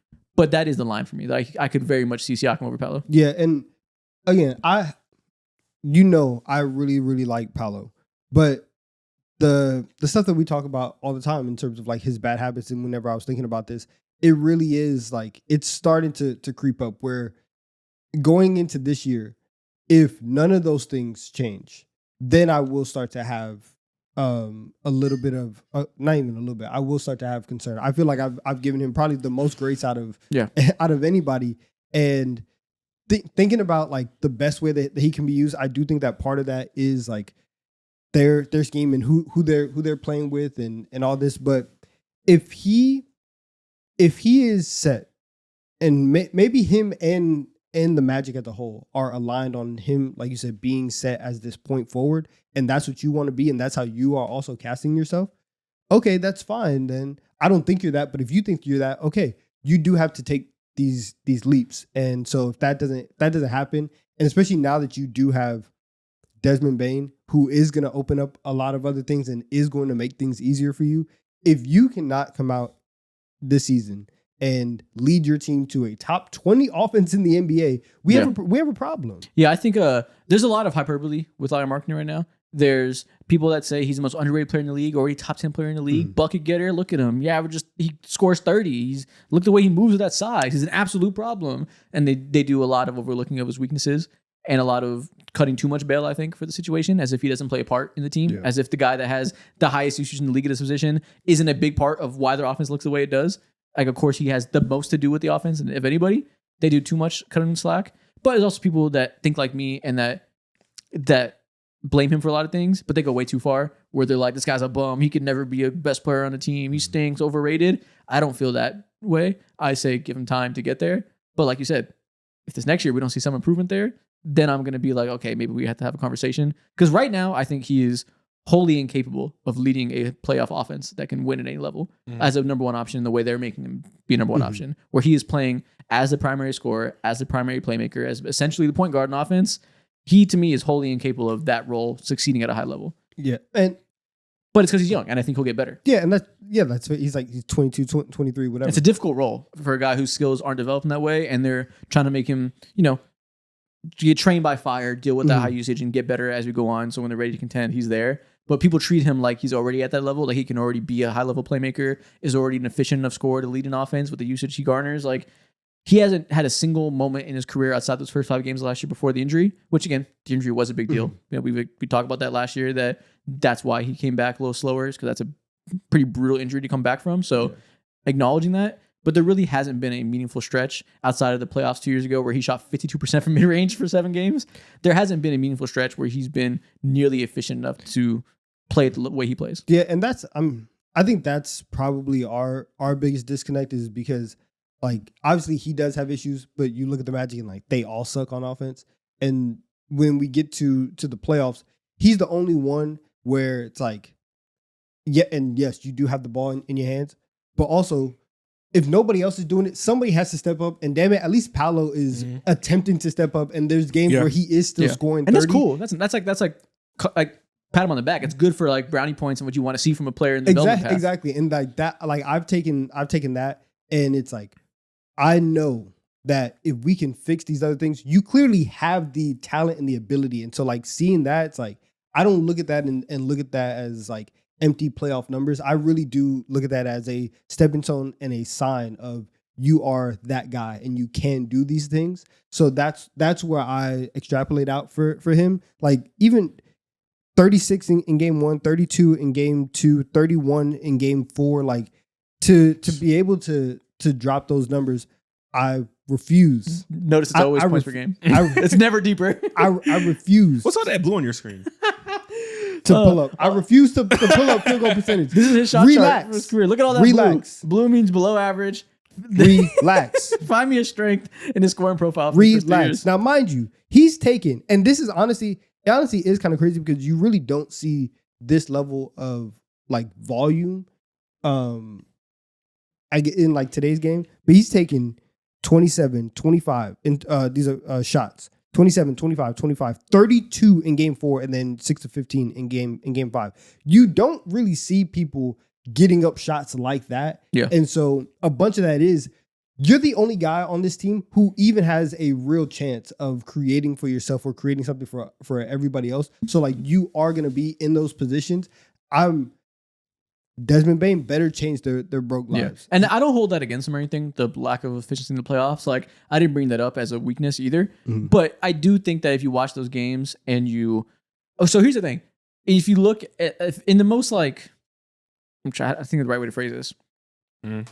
To the box score, Paolo has superstar traits and all this stuff already that like, or he's already there. That's how people say he's top 10. Like you said, 36 points, 32 points, all this stuff. He's the only guy there, right? Like, on a glance, that all like paints a picture of a young star who's being hoed by his team. But I think if you really watch those games, the Celtics like made it a clear point to say, okay, we know Paolo is not going to score that efficiently one-on-one against our defenders. Yeah. We're going to let him shoot nonstop, not help off anybody else, and use his worst habits against him. And he fell into those worst habits. The offensive process was terrible. The playmaking speed was terrible. The love for the mid-range. The Celtics said, you're going to shoot a lot of mid-range jumpers because we're going to play off you. We're not going to let you eat at the rim too much. And he fell into those bad habits. And I think it's just way too easy right now for a good defense to make his worst habits come out. Exactly. And that's why, like, if that stuff does happen, third best power forward in the league. Like, yeah, again, he has a ceiling. You said he has all the talent and all the skills to be top whatever in the league. I think he has all the traits right now. Like, he has the size, ball handling, exactly, touch. Yeah, that's what I mean. It's just, we're just waiting for it to put together and like really like be tangible skill. And I'm not out on him or anything, but we just need to, be honest of where he currently is in his development path. Fair. All right, outside of Banchero, Mo, what is your tier here? My tier. So Coming in at number 10, I have Larry Marketing. Number 9, we're lockstep semi. Jalen Johnson. Number 8, Zion Williamson. 7, Julius Randle. And at number 6, I have Jaren Jackson Jr. Okay. Shout out Julius Randle, man. The PR boost is. Shout out him for putting some respect on his name and earning that. Yeah, he completely like revised and morphed into a player, the best version of himself that we saw a couple years ago in New York, most definitely. Yeah. And he showed all his strengths when it comes to being an amazing connector, filling in a lot of gaps, still like maintaining some of that mid-range stuff that he's still good at to this day, but also like thriving as a not a point guard at all, but another guard option for Anthony Edwards, and relieves a lot of pressure for him. So yeah, great year for him. Great year for him. I'm not mad at him being higher, honestly. Like I put him there, but maybe now I'm thinking about it. I'm like, should I have Jalen Johnson above Randall? I don't know. Genuinely, Julius Randle had a better year than him, and then Jalen Johnson and Zion Williamson, in my obviously completely different caliber of names, but you have real issues here when it comes to health, and it's starting to get scary. Specifically for Zion, like last year, I think I put him at number 3, and I think you had him like super high as well, just like me. And it comes to a point where it's like, bro, we're coming into year 7, Zion Williamson. Yeah. And we haven't seen him in the playoffs just yet. Now, of course, like there's bigger reasons why they aren't in the playoffs, but he is like probably the biggest reason still why they haven't matched those accomplishments just yet. So I don't know if he's the biggest reason, but I see your point. It's just pretty hard to build a team around a player that's that unavailable. Like, without a doubt, that's a huge hindrance. I wouldn't say he's the biggest problem because they have a sea of problems, but you're right. It is quite the hindrance. I just, as always, third year of this with Zion conversation, I rank him just when he's on the court, just because it's hard for me to do the injury thing with feeling any type of consistency. So I put him number 5. I'll just pull that on my list. He's right above Banchero. I would, if I'm starting a franchise today, I'm picking Paolo Banchero because I know he's going to play games. Yeah. But when they're on the court, I still think Zion is clearly better in this past year. Yeah. And to me, it's like not a conversation that he is far better passer, far more efficient scorer. Neither one of them are good defenders, really. But I think Zion even has a little bit more defensive activity. He's a little more of a playmaker with his athleticism, whereas Banchero is just fine. You know, he's big, but not necessarily an impactful defender. Yeah, I can understand that. When I'm making this list right here, specifically this tier list, I'm just looking at you and I'm asking myself, would I draft you for my team based off what I've seen you do throughout this 82 game and also the playoffs if he made it to. Mm-hmm. And Zion is so good that through all the games that I've seen Toumani Camara play and all that, I still rather have someone like Zion because it's the highs are just that high, but it is what it is. Yeah. 8 is where he belongs. Yeah, I'm just tired of it. Last year you had him at 3, you had him at 2. I listened to y'all from the year before because I think I ranked him low the year before. And now I was like, you know what? Let me go ahead and be nice. And I had him at 2 last year as well. We had him at 2 last year? Isaac and I had him at 2. You had him at 3. Wow. The position was weak last year because, I mean, there's a certain superstar at the top right now that wasn't there last year on this list and is here now. So, yeah, the talent just changed a little bit up top. And another guy made a leap. So, it was more about the position being very weak outside of Giannis last year. And this year, that is not the case. His top 5 is loaded. But Jalen Johnson, shout out him being in our top 10s. It's ridiculous. It's just clearly on the precipice of stardom, I think. Easily. We're so close. Easily. If you can just stay healthy through February and you can actually get the All-Star nod, we're cooking. That's all. That's really all we need. Because the Hawks, they're gonna find their way into the in-season tournament. Hey, right? not this year. They're gonna make a run. What you mean not this year? We are not making the in-season tournament. Oh, the in-season. I don't know why, but I thought I heard play-in.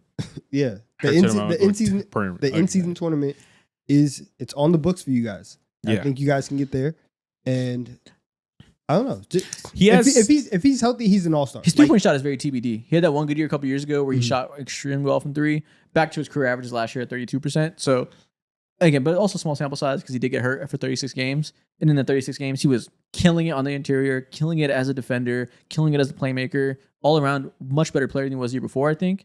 But I do need to see that 3-point shot get back to 37%. Yeah, most definitely. I think it feels like he has all the fuel in the world, and there's such an interesting stat that made so much sense when it comes to like watching his play style and his almost preference offensively. When it comes to overall like ball activity and how often a player is just like deferring to his teammates, naturally you're going to see Nikola Jokic up there. Obviously, you're going to see someone like Tyrese Halliburton up there.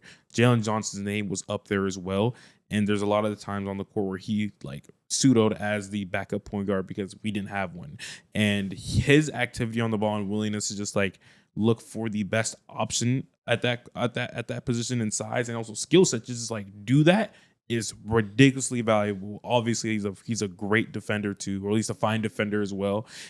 What will keep him in this range, like going forward, will stop him from reaching his max potential in my mind, which he could be a top 6 power forward one day, maybe top 5, who knows, is his ability to fill in the in-between game and obviously the 3-point shot. Yeah. You know, if he's able to have a little like 2% Paulo in his game when it comes to having the skill set and talent to take those shots, add that to your bag. Oh, Jesus. The comparisons are fucking crazy. But if it's not that, it's cool. And it's still one of the more valuable players in the league. Yeah. He definitely needs more counters to scoring besides the slashing. He's like a top of the line slasher, great off-ball player, can cut, can run in transition, can create on the ball scoring opportunities at the rim. Yeah, like you said, we need to see the mid-range jump shooting, the 3-point jump shooting, give him some form of versatility as a scorer. Yeah, exactly. In terms of, I don't know how I feel about the him versus Randall thing. I kind of like overlooked that. I ended up putting Barnes right above Randall. I didn't think too much about Johnson versus Randall. Johnson is a better defender for sure. Offensively, Randall does more with the ball in his hands, but Jalen Johnson's a really good off-ball player. I don't know who I'd find more valuable there. Like if I could redo this, that's damn near hard a one. flip of a coin. Damn near. I give the edge to Randall because he is a better shooter, and I think that just ends the conversation for me. But they are close. They are close. Yeah, because like Johnson has a higher floor. I think he is what he is, and obviously Randall has the highs and the lows, which we saw more highs this year. So not to say he's still Mr. Consistency or whatever, like we referred to him in the previous years. Mm-hmm. That's an interesting debate. Like if I'm like rebuilding a team right now, and let's say Anthony Edwards is my best player, who would you rather have as your second perimeter star? If I had a year of good Jalen Johnson shooting, or if I knew he was able to be an average shooter, I'm taking. You don't Jalen know Johnson anything. easy. It's right now going to next year. You don't know a damn thing about anything. You're just doing a fantasy draft and you're staring at Randall versus Jalen Johnson to be your co-star. You have Gobert. You have the rest of the guys on that team. It's the starting power forward, Randall or Jalen Johnson next to Ant. That's tough, man. And next to Gobert. That's super tough. I'd roll the dice and give it to Jalen Johnson because of youth, and pray to God his shoulders will work fully. Yeah, I think I agree. I think I'd roll that dice, but yeah, the health is a big factor for him. Yeah. All right. All right, on to the top 5 of this list. Who do we have here first, Mo? Paolo Banchero at number 5, 4, Evan Mobley, 3, Pascal Siakam, 2, Anthony Davis, and 1, Giannis. Siakam over Mobley. I have Siakam over Mobley. Brother. I got Siakam over Mobley. Oh, brother. Yes, sir, I do. This guy stinks. Do I feel bad about it? Nope, not at all. Next year, do I think Evan Mobley's going to skyrocket and surpass him? Absolutely. Hell yes. He already did. But for the year right now, nope, I am not giving it to him just yet because I think you guys are truly underrating just how consistent Pascal Siakam was, especially throughout the playoffs. Like you mentioned, like you'll go ahead and like score 20 or whatever it is. About to go get these game once in a logs. while, like every star, like okay, he'll have like a 12-point game or maybe a 10-point game, which he specifically had like 2 of those. But outside of that, he's put up so many consistent things through all, like just like how Tyrese Halliburton is responsible for a lot of the opportunities and gets like more flack and attention. There's a reason why the Pacers are able to remain constant. That's because Siakam is This is doing hilarious. normal things. Go ahead. Okay, listen. Devious These laughter. last 2 rounds of the playoffs, conference finals and finals, against the Knicks, the points per game, 17, 39, 17, 30, 15, 31. He's consistently inconsistent. The next series in the finals against OKC. Again, He averaged 25 for the next series. Cool. Again, points per game. 19, 15, 21, 20, 28, 16, 16. Just He mid, just averaged good. 19 Just points good. agains the best defense that we've ever seen. No one's saying he's nice. that. No one's Just saying he's good. ass. No one's saying that he's bad or anything. And like, I don't even. I brought the inconsistent points per game as like a small, subtle side. I don't want that to be the main argument against Yeah, Siakam. that's super easy. Evan Mobley is the best defender in the world. The Eastern Conference Finals is very funny that it really is you either scoring 30 or you're scoring less than 20. And it does average 25, so it's not a bad performance or anything. It's not even really That's inconsistent old school. performance. That's old school AD numbers. Oh my God. Again, it's not about Siakam being bad or anything. It's just that Mobley is the best defender in the world besides Victor Wembanyama, and made huge strides offensively. And like, if you want to say Siakam's a little bit better, can do a little more with the ball in his hands, that's fine. We'll give him the nod there. I do think Mobley has his strengths offensively as a lob threat, as a play finisher that gives him neck and neck offensively. The defense is not a conversation. Like Mobley is leaps and bounds better. Even though Siakam is a good defender, Mobley's in a different class. Yeah, for sure. I agree. He won DPOY for a reason, and it's 100%. I love his strides. Just a couple years ago, I think when we first started the pod toward the back half of the season, I mentioned how I was listening to some random ESPN podcast and they were giving him like Derek Favors comparisons because of the muddy year 2 sophomore slump that he was having. And since then, those conversations are no longer, and he is like the definition. He's like the perfect version of what you would want from your modern day 5 or 4, whatever you think of him as in your mind. For us, obviously a 4. Now he's getting Anthony Davis comparisons. Look at that. Yeah, exactly. He just needs to take a couple more strides when it comes to scoring. Everything else is fucking there. Everything else is there for sure.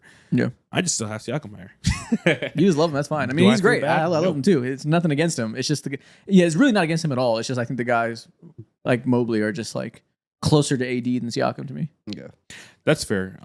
If Mobley had taken Why are you action laughing? scoring wise.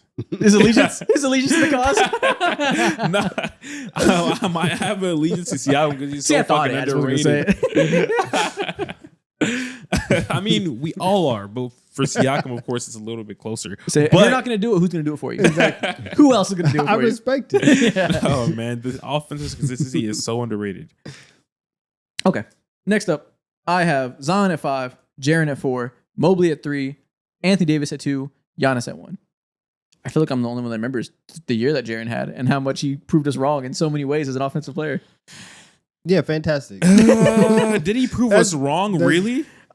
Prove us wrong. I don't actually know what we He, thought before. okay, So- he took steps. Yeah, like, wrong verbiage. Yeah. Prove us wrong isn't the word because I don't think we were like, Jared sucks ass. But he made us alter the way we think about him a little bit, I think. Not really. Not for me, at least. You don't feel like you see him in a different light than I guess don't see him in a different light because once I saw him face the best defense in the NBA, similar to Pascal Siakam, he got fucking hammered. I don't hold any player in the NBA's performance against the OKC Thunder against them. As a general rule, in 2025, if you played against OKC Thunder, I'm throwing your numbers out the door. I don't care what they were. You were playing God's gifted defense. Even then, 37% from the field, 5 rebounds in that series. that's my biggest issue. Come on now. I mean, listen, this guy is a big small forward. We're past this. We know he's not going to grab rebounds. No, but we're past this. that is the difference. If he As soon- was, he'd no, be top 3. of course, but like as soon as you get past something, it just like doesn't matter to you. Where it's like it's still a consistent part of his game where like you are this big and you are not rebounding at a high level, and it is frustrating and it is kind of impactful. And so the fact that is still there, that bothers me. Now I do give him a lot of credit because like you said, we didn't come into the year saying like, like Jaren sucks, right? Yeah. But he did legitimately take step forward, and I think that for this team specifically because you have Ja and all of his injury, is he playing? Is he not? Having somebody who can do that, who can step up and score more for this team, I do like that a lot. And then now that Desmond Bane is gone, there's going to be a lot of nights where I think his scoring is going to go up even more just because he's going to have all that extra opportunity. Mm-hmm. So if he ends up at 4 and his scoring is just so undeniable at the end of this year, that's fine. I don't think it's at that level yet. I don't have him there because the scoring is undeniable necessarily. I just mean like he was already really good around this range. What do we have him last year? Like 5, 6, 7, something like that. Maybe towards the closer to 10 than to 4. But it was because he had that year from hell when Ja was out, and it was just a wasted year where he had to be on ball nonstop on a team full of nonsense to get the top 10 pick, right? And he came back from that. Is still the good off ball shooter. Is still a player that can play next to other stars like John Morant specifically, and he had way more on-ball capabilities now because he was forced to fire like that. His numbers in the short mid-range were ridiculous. He was walking into instant mismatches, being able to attack guys bigger than him.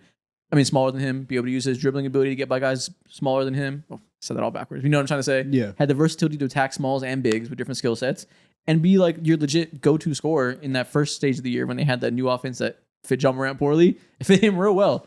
We'll see what it looks like now that they fire those guys and are recalibrating around an offense that could hopefully fit both of them. But he was just way more dynamic of an offensive player. But that's not why he's number 4. He's not number 4 because he's amazing offensively like Zion's number 5. He's also a top flight defensive player and is a guy that has won a DPOY, is the anchor of their defense, is essentially Jason Tatum defensively in terms of a big 3 that defends 4s, can block shots, but is not a traditional power forward in any sense. He's much more like a small forward that happens to be 6'11".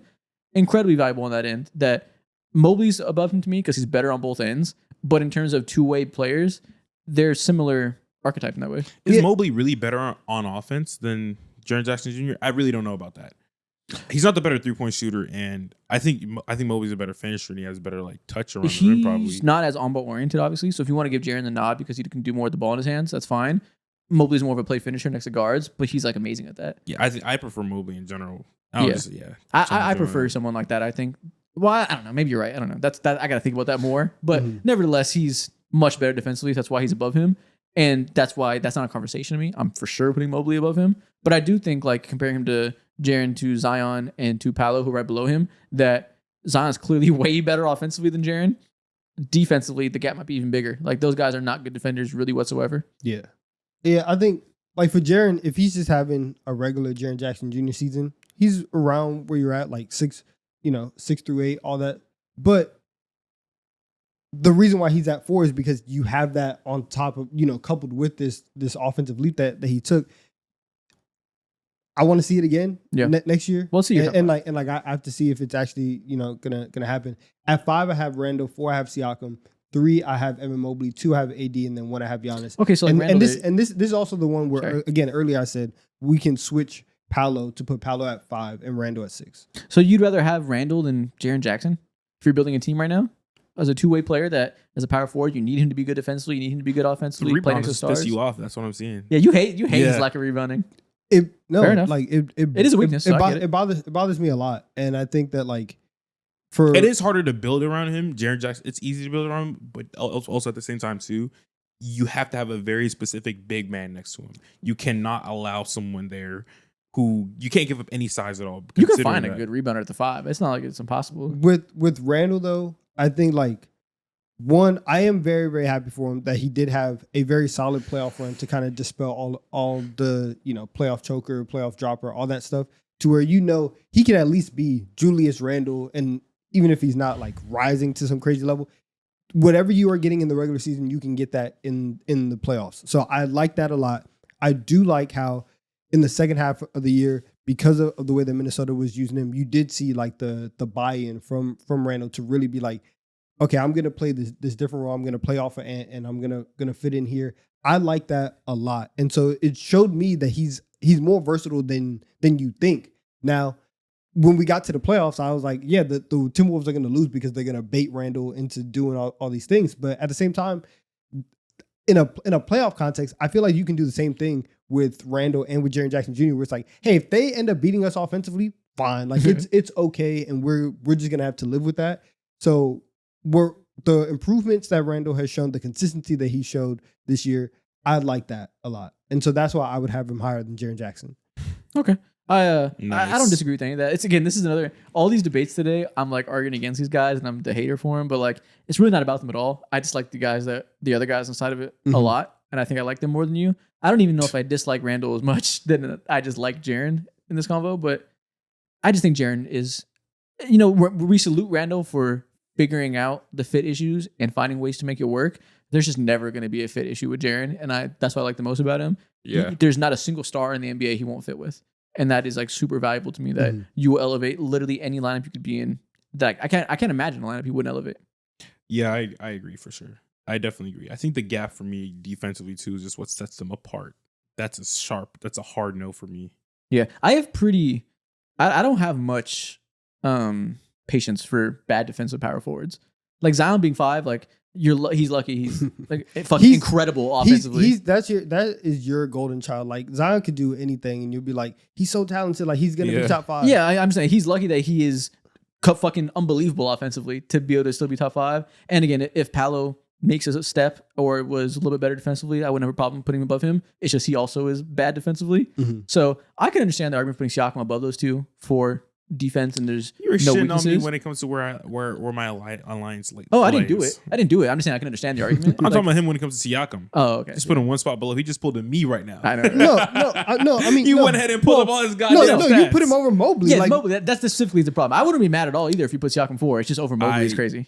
Listen, man. I told you guys I was gonna be on bullshit expected when it comes to these two selections right here. Yeah. Mobley's the one where he clearly like. I think there's a small conversation that is to be had. Like he's closer to AD than he is to Siakam, Agreed. in my opinion. And Yeah. the reason why AD is still up here is because if Mobley can improve his offensive game and get to that 25, 26 points per game that AD is doing, obviously the defense speaks for itself, DPOY, all of that. We're still trying to get that level of production from Mobley, but he is like it's not a crazy conversation. It's probably the conversation that we need to be having going into next season of one, was Mobley the second best player on the Cavs this year? And, I don't even think that's the and really, question. was he the best player on Yeah. the Cavs this last year? That's not a conversation to me at all. He's the best player on the Cavs. I don't have a problem saying that. Okay, so like, and I know like you are very high on Mobley. I think that there is still like D mentioned all the stuff that he does. If you want to have that debate, I think that's like the conversation to be had, and it's Yeah. very reasonable. But that's the stratosphere that Mobley's in right now, where it's like this is about to be your team on a team with Donovan Mitchell, and you are that good to where you are the guy. You're the best player. You know. I think like I put Siakam below Jaren, Paolo, and Zion, but I feel like that's the group. That I don't have an issue at all with you putting Siakam at the top of that group at 4, opposed to the bottom of it at 7 where I put him. Okay. That's completely reasonable to me. Like I struggle with that. Like honestly, if you give me 2 more hours to think about it, I might have put Siakam closer to 4 or 5. Whereas Mobley, like I gotta think like, damn dude, how far away from me is Anthony Davis? Like how let's close is just- he getting? Listen, let's just switch. Let's put Siakam at 5 for you. Let's get Zion out the top 5. No, I'm okay with that. and we I can, got we can honestly, keep moving. Isaac. How if he plays 45 games this year, Zion Williamson, are you still putting him like top 5? Oh no, of course Of he course is. he is. That's an improvement. He played from 30. this year. He played 30 this year. Again, this is not. How not, long is it going to take for you to take him out of your top 5? Well, I'm never gonna do it for that reason. I've made that clear. Like this is not a list of who I want to build around in a redraft of like my franchise player. It's how good at basketball I think you are when you're on the court. That's what I'm gauging here, not necessarily your value to my franchise. That's where I'd put availability and whatnot in. This is how good I think you are at the sport. It doesn't get to a point for you. Like I said, I would pick. I think he is meaningfully better than Paolo Banchero. I would pick Paolo Banchero if I'm rebuilding my team. So it's already gotten to that point. Okay. This just isn't that list for me, and I'm trying to like not let that logic bleed in because I think I'm trying to, like I said, measure how good they are at the sport. Let's start doing value rankings because We could. Well, we- last year we did that after. Remember we did that after we finished all positions. We did the most valuable players. I didn't have Zion top 10. true. Let's do it again.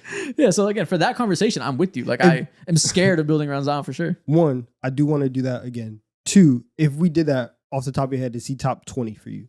Hell no, no. surely not. Hell no. No, of course not. 30? Who do you think's around 30? He's pushing. He might be 30 maybe. I mean, who do you think's gonna be around 30 to be in that conversation with for me to compare him to? I don't even know off the top of my Like head. Garland or something? Like Maybe, I guess. yeah, Zion's probably in that range.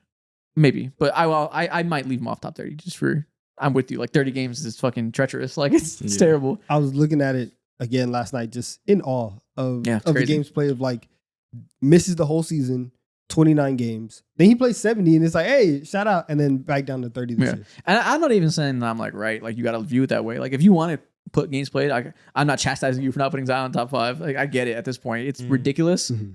It's just he happens to be absolutely amazing every time he's on the court. So it's hard for me to not put him on top 5. And I'm only looking at what you do when you're playing. Okay. Allow it.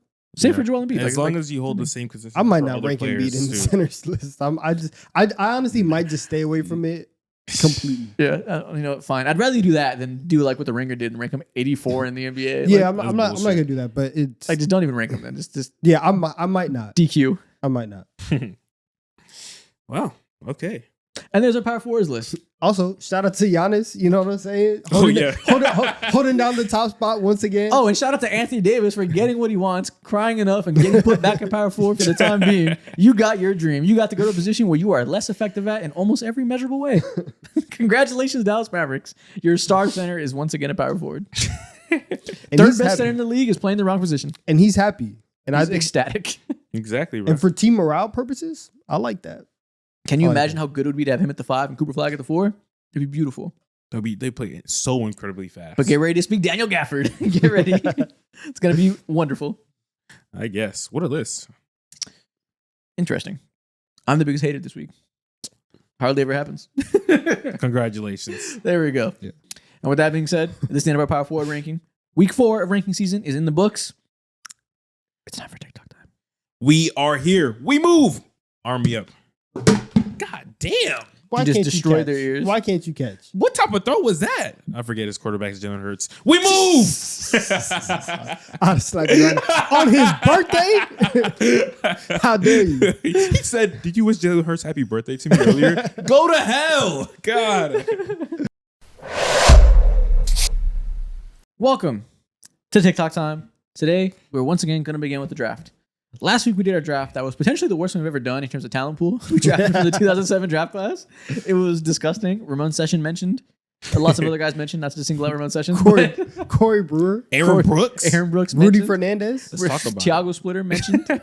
Today, we're doing a stack draft class because this one's a little different than what we normally do. We're going to draft NBA lineups of whoever we want. Only rule is one player from every decade of the last 5 decades.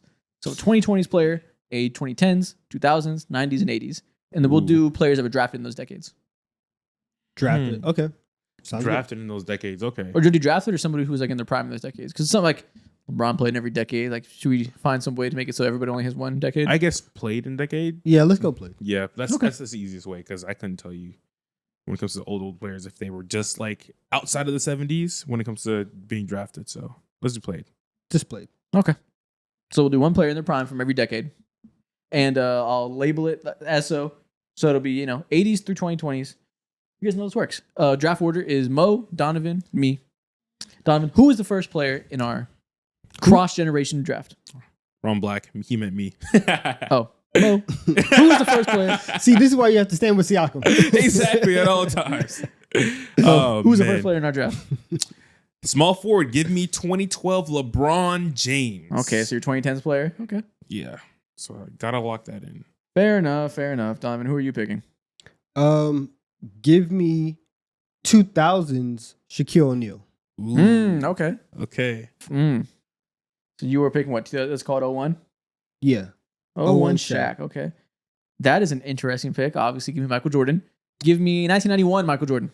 Okay. Shit. You did the thing. Nice. And then, I get to double up. It's not even the best Jordan. What do you think is the best one? Probably like 93. Whatever. And then, you know what? Why are you laughing? He's such a douche. I'm just, Such a well, I just don't know the difference. I don't know. Like, Shut up, kid. I thought you were gonna, Go on somewhere. I was mixed. I thought you were gonna say like 88 or 96, where they're like meaningfully different. I'm like, I'll come ahead. I cannot remember the differences between 91 and 93 Jordan. Oh my I did not know. Okay, and then you know what? I'm gonna pair him with 2016 Steph Curry. Fuck. Give me my 2010s player at point guard. Yeah, man. That sucks. That hurts. Give me Curry. I wanted Curry. I specifically wanted him in 2022. You thought you were gonna pull a fast one. Yeah. See, that's the thing. Should we do a player like in the decade they're known for that reason? No. Yeah. Should we? It's like could he have picked Curry in the 20s? I would have been the cheat code. I mean, like, I guess, but like, why when 2016 is there? Because I already picked 2012 Bron. I don't know, whatever. Keep going. Yeah. Whatever. Who you taking? See, I don't know where to go with this. Tough. Yeah, it is. Everything's it at is your disposal. It is tough. And see, I messed up because I didn't think this through. No Because strategy involved. Yeah. Sucker. Dome.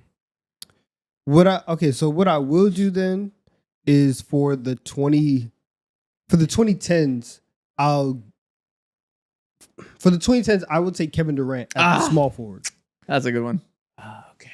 Damn it. I got to get the closest thing to Kobe and Shaq that I can. Yeah. Okay. KD with Shaq is a beautiful combination. Fuck. Okay. Shit. Okay, cool.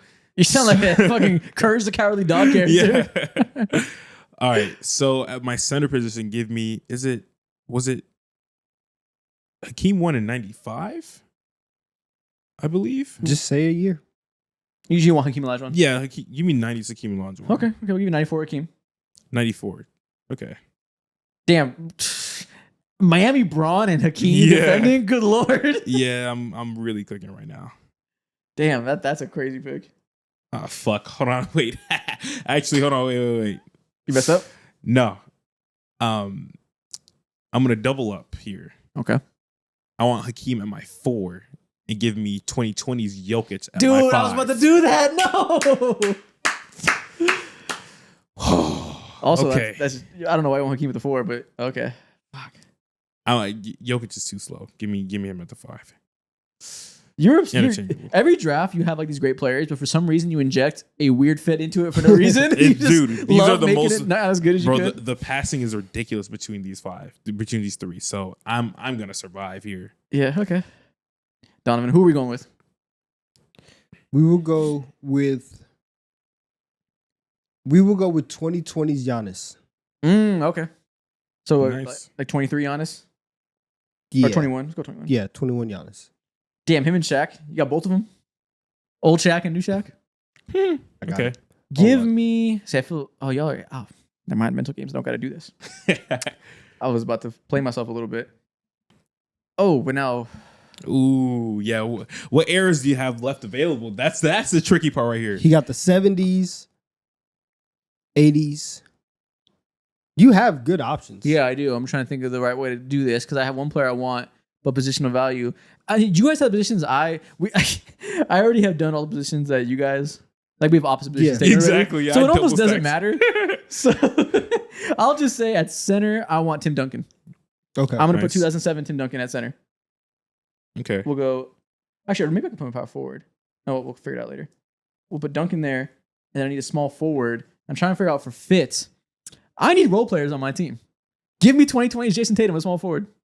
He said role players and Tatum. Disrespectful. Backhanded hate. Okay. I need someone who does the little things. I need a rebounder, a defender. I already got the scores. Now, mind you, he is correct because that is the worst player on this list right now. Yep. Damn. And sometimes you got to have the worst player to have the best team. That's cool. Okay. That's cool. No, it's not. I mean, I could have picked Melo or something if I wanted to, but you fit. You didn't have to have the worst player, but all right. So I need a 90s and an 80s player. For 80s, I'll take 80s Magic Johnson. Good. Fuck. Were you gonna do that? Yes. Stupid. It's cool because I got one better for you. And then No, it's Mo's turn. It's my turn, buddy. Slow down. Yep. Yeah. Give me 80s Larry Bird at my 2. At your 2. At my 2. Oh, I should have picked Larry Big Bird. I forgot boys. about Bird. Fuck. Again, you're committed to your team being the worst fit possible. Worst fit. Go to hell. No, they're not. I mean, obviously it'll work, but like you just never. You always inject some little form of everybody's slightly out of position. I got versatile players here, man. What can I say? Okay, so now I specifically need a 2000s player, 2000s guard. Oh, I should have picked Larry Bird. Damn. Okay, so for a 2000s guard, I got Larry, Braun, Hakeem, Jokic. Straight gunners, bro. I got my spacing, my defenders, 2 fantastic playmakers who should be my point guards of the team. So on my 1, I'm going to get Kobe. Give me Kobe. Yeah. wait, which version? Kobe at point guard? Which version? Shit. The 2001 Kobe. Doesn't matter. Okay. Okay. Yeah. Kobe at point guard. Because Brilliant. I don't, yeah, he's a fake point guard. I have Braun here and I have Jokic. Those are my real point guards on the team. Okay. Okay. All right. So I could either pick somebody from the 90s or I could pick somebody from the 70s. No, we're going to go back to 80s. Oh, okay. So 90s it is. Yeah. Yep. Who was your 90s guy? This is gonna be So nasty. this is gonna be disgusting. Clyde Drexler's right there, This man. is gonna be disgusting. Nah, that's not what I want to do What do you want to at do? all. What I want to do is I want to take 14 KD. I want to move him to shooting guard Oh, shit. because we're gonna take 90 Scottie Pippen. Oh, I was thinking about doing that myself. I knew you were. That's but, not bad at all. But yeah, I'll take 90 Scottie Pippen, put him at the small forward. Okay. Well, whatever. Just write it down. Okay. Damn. I got to put Tim Duncan back to power forward because I have 1980s left. Give me 1980 Kareem Abdul-Jabbar. Okay.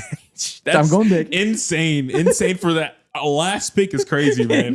last pick is dumb. Last pick, give me the third best player ever. Exactly. That's hilarious. 1980 Kareem. Oh my god, that's funny. So I had the best center of all time, the best shooting guard of all time, the best power forward of all time, the best point guard of all time. Whoa. Hold on. What the fuck? What do you disagree with there? Well, I mean, I still win. No, you don't. You Listen, probably have the worst team here. Sometimes you gotta have the worst players to have the best team. Oh, Pippen's worse than Tatum? I guess, man. Nah, but being able to double up on the errors is so clutch on this one. Yeah. Double up on there. Where'd you double up on the errors? What do you mean by that? Like, or to double up on your picks, within the errors. Oh yeah, Yeah. it is. That is very true. This is fun as hell. Okay, so for audio listeners, I have 2016 Steph Curry, 1991 Jordan, 2024 Jason Tatum, 2007 Tim Duncan, 1980 Kareem. And I have 1988 Magic, 1991 Scottie Pippen. We'll say 94. 2014 KD, 2021 Giannis, and then 2001 Shaq. Man, this is so loaded, bro. So at my point guard, I got 01 Kobe. At my 2, 85 Larry Bird. At my 3, 2012 Braun. At my 4, 1994 Hakeem. And at my 5, I got 2024 Jokic. You see what I mean? Like everybody's team is so stacked, Man. and like your names are insane, but it's like, why does it got to be so weird? But if it was a team, though, Why does it got to be so strange? I mean, yeah, Like, you'd it's have positionless Bron, basketball. Kobe. You'd have Bron, Kobe, Larry, Jokic, Hakeem. yeah, and then obviously 2012 Braun could play point, but like that's also before Braun was quite as point guard centric, Helio centric. Like you picked a version of him that wasn't quite as attack every mismatch. Like yeah, obviously he did that stuff, but And you know, even if so, that's the case. Like, I have Jokic right there, who averages like 9-10 assists a game. So it's perfectly fine. if Hakeem cutting off him, Yeah, Hakeem had great mobility, and he did, especially but like too. I don't know if he's necessarily the best offensive fit with Jokic. I feel like you gotta need the ball to flow through Hakeem a little bit. Nah, I think Last thing allowed from Jokic. To yeah, big to yeah, big. exactly. Instead of Aaron Gordon, just Hakeem flying through, and then I got Larry Bird just chilling, being casual, hands in pockets, ready to do you up in the worst way. That's what I'm saying. You need someone that's willing to chill. None of these guys are willing to chill. Jason Larry- Tatum, he will chill. God, shut up. Tim Duncan will be more than chilling. I They guess. will chill. Those two guys will chill while Curry and Jordan will kill him. It'll be perfect. Yeah, man. I would want Donovan's team if I was playing 2K, I think. Actually, no, because Giannis and Shaq, that throws me off a little bit. No, that terrifies me. It's great. It's great. His spacing These is are all dog great, shit, obviously. though. That's what I'm saying. His spacing dog shit. And like Yeah. Giannis needs spacing. I don't care. Like you need spacing. Throws it back to Magic Johnson. Magic's like, that's all I Actually, got. I'm not gonna lie. Giannis needs spacing to get his Yeah. game off. The last time that I played like 2K, you give me Giannis in any situation, I'm setting the scoring record. I think Giannis is the type of player that you only pick him if he's gonna be your primary ball handler. I don't think I would want Giannis at all if he was like a second or third option. This is so interesting, man. We're Someone gonna was. We're gonna run. I was hoping to grab Klay Thompson, but then I realized, oh shit, I spent my pick on Braun. Fuck. My team had the best half court offense, but transition not as much because you have like Braun and Kobe running on the break. But then again, you're too big, so you're also kind of slow.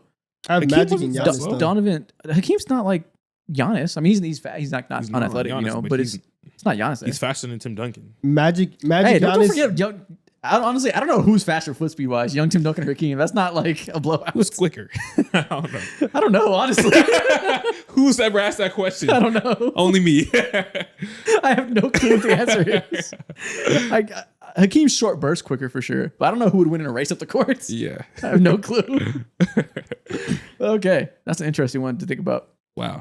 Next thing we're gonna do, I'm gonna show you a series of NBA lineups comprised of former teammates of certain NBA players, and you guys have to guess whose teammates you're looking at.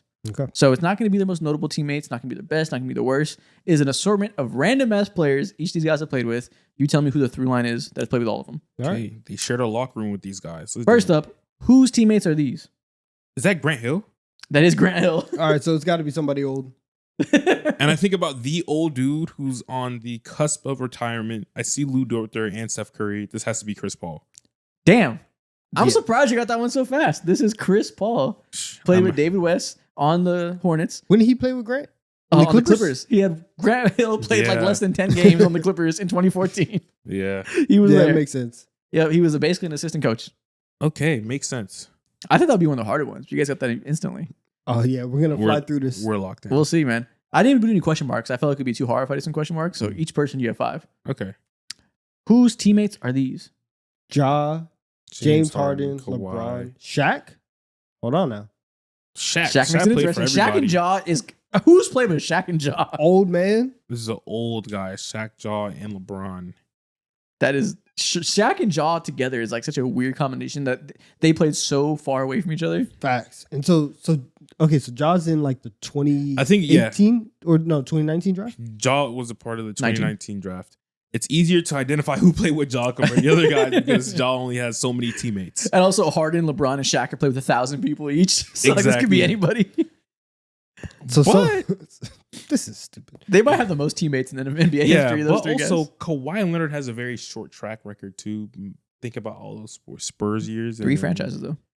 But really, it really is who's played with Ja Morant. Yeah, exactly. Okay, so let's rattle it off because that's the best way to do it. It has to Jonas be like the Valanciunas, old dudes Steven Adams. to play with Shaq. See, but even Steven Adams isn't that old. Like his Shaq Yeah. retires in 2011, 2012. Who Something are like Jaw's vets? Oof, not a lot of good influences there. Just Listen, as soon as Derrick Rose? I said we were locked in, we are not locked in. D Rose has never played with Kawhi. I'll or say Shaq. this guy won championships with multiple of these people. He won championships. I feel like the answer Championship to all of this is And I Jeff will Green. say, no, I'll tell you this. The Ja Morant thing is a trick question. It's a purposeful throwing you off. So maybe, he didn't play with Ja. no, he did play with Ja, but maybe ignore that. maybe ignore that. Wow. You'll have a better off knowing he's won championships. And Like multiple chips. I'm not going to say anything else and ignore Ja. Okay, so ignore Ja. Who are like noticeable guys? If we're ignoring Ja, then Kawhi Leonard's a telltale dude because he has only Low key, with what the words I just said, this should be pretty easy now. Actually, no, I wouldn't say pretty easy because this isn't like a star or anything, but Okay, so I'm thinking about guys who went to Toronto because it sounds like he probably won a championship with Toronto too. And he hasn't won a championship with James Harden, so fuck James Harden right now. as well. it clearly hasn't won with James Harden. Yeah. Sorry, James.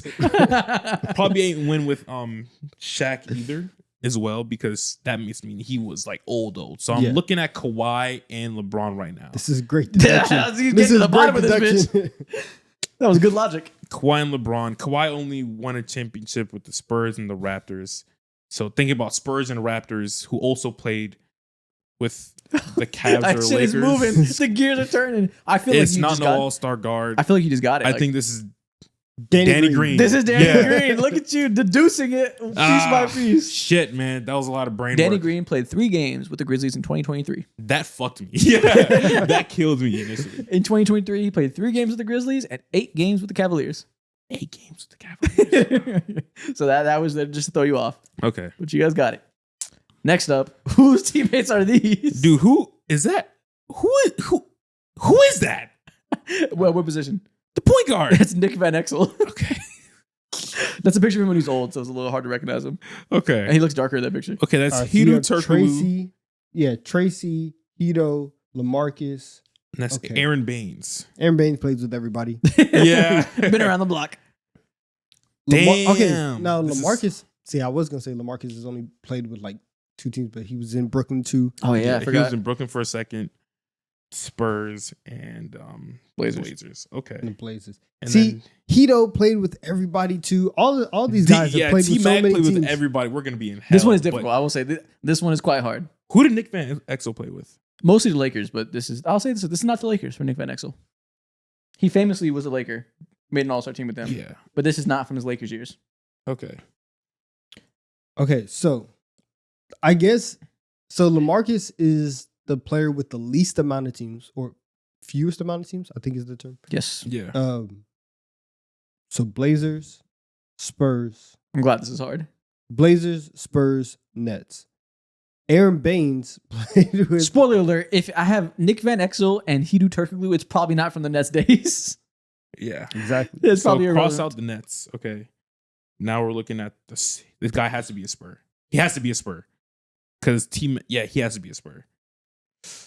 Well, where does that lead Who you? are the Spurs? Is this Okay. Who are these Spurs? I don't know. I wonder who. Is this Tim Duncan? Yes. Yeah, there we go. I'm like, come on. Fuck. Say these Spurs. When did he play with Hito? For like half a year. That's another trick question where he did not play with the Spurs. Yeah. He was there for 1 year, played like 14 games. Okay. Also, Nick Van Exel played 1 year there in 2006. Let's see. What year was Turkey there? Let me check again. Hito was there in... where is... I can't even find it. 2004. Played 80 games with them. So full season. You do? But 1 year, 2004. Turkaloo. Whose teammates are these? Lost. George Hill, Nick Young, Andre Iguodala, Giannis, and Al Horford. Okay. Shout out George Hill. Haven't Shout said out. his name on the show in quite a long time. It has been a while. All right, so No, we said it during the draft. The 2007 draft. Did we pick him? Nope. We just did not said it? pick it. We just said his name though. Oh, okay. No, apparently we said it last week. That's crazy. Yeah. Okay. all right, so 2 Giannis- weeks George Hill mentioned in a row is nuts. So this guy was So who is Giannis he was a playing with? buck. Yeah. Yeah, he was a buck. Okay. Somehow I'm thinking. Nah. See, I was thinking Brook Lopez for a second, but Yeah. So there's probably not. there's not that. This is a super short era. Super short era. Yeah, honestly, this isn't This one of is the Drew hard ones. Holiday. This is Drew Holiday. Yeah, this is Drew Holiday. Hey, Donovan is doing cardio.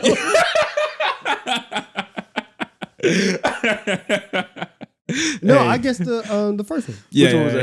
that? The Chris Paul one? Did you? No, you got Chris Paul. Yeah. No, I said one right when we were saying it. Oh, okay. I forget who. but Whose teammates are these? I You contributed throw me once. logs. Okay, Kendrick Perkins played for everybody. Goddamn, Melo. Gabe Vincent. So he was a Miami Heat. Gabe Vincent and Kendrick Perkins is a crazy crossover. LeBron. This is LeBron James. That's funny as hell. There we go. That's probably the only player in the history of the NBA that can say he played with Gabe Vincent and Kendrick Perkins. Absurd longevity. Hell yeah. Oh my god. Deion Waiters. Deion Waiters, that's hilarious, bro. When you think about Deion Waiters, you just think about LeBron James. I've always said that. It's a tough scene, man. Honestly, we could really say LeBron for like half of these. Exactly. Facts. Whose teammates are these? Jalil Okafor. That is the Whoa. wrong Isaiah Thomas at point guard. Oh, okay. I Okay. was like, That'd be crazy. Okay. No, that is small Even IT. if it was the real IT, he will not help me in this list at all. I should have clarified that to Andrea when I gave her the names. There's 2 Isaiah Thomases in the history of the That's NBA. Okay, so who will help us the most? LeBron I think James. DeMar DeRozan will probably help us the most here because he's played with the Raptors, hella, Spurs, Bulls, and now the Kings.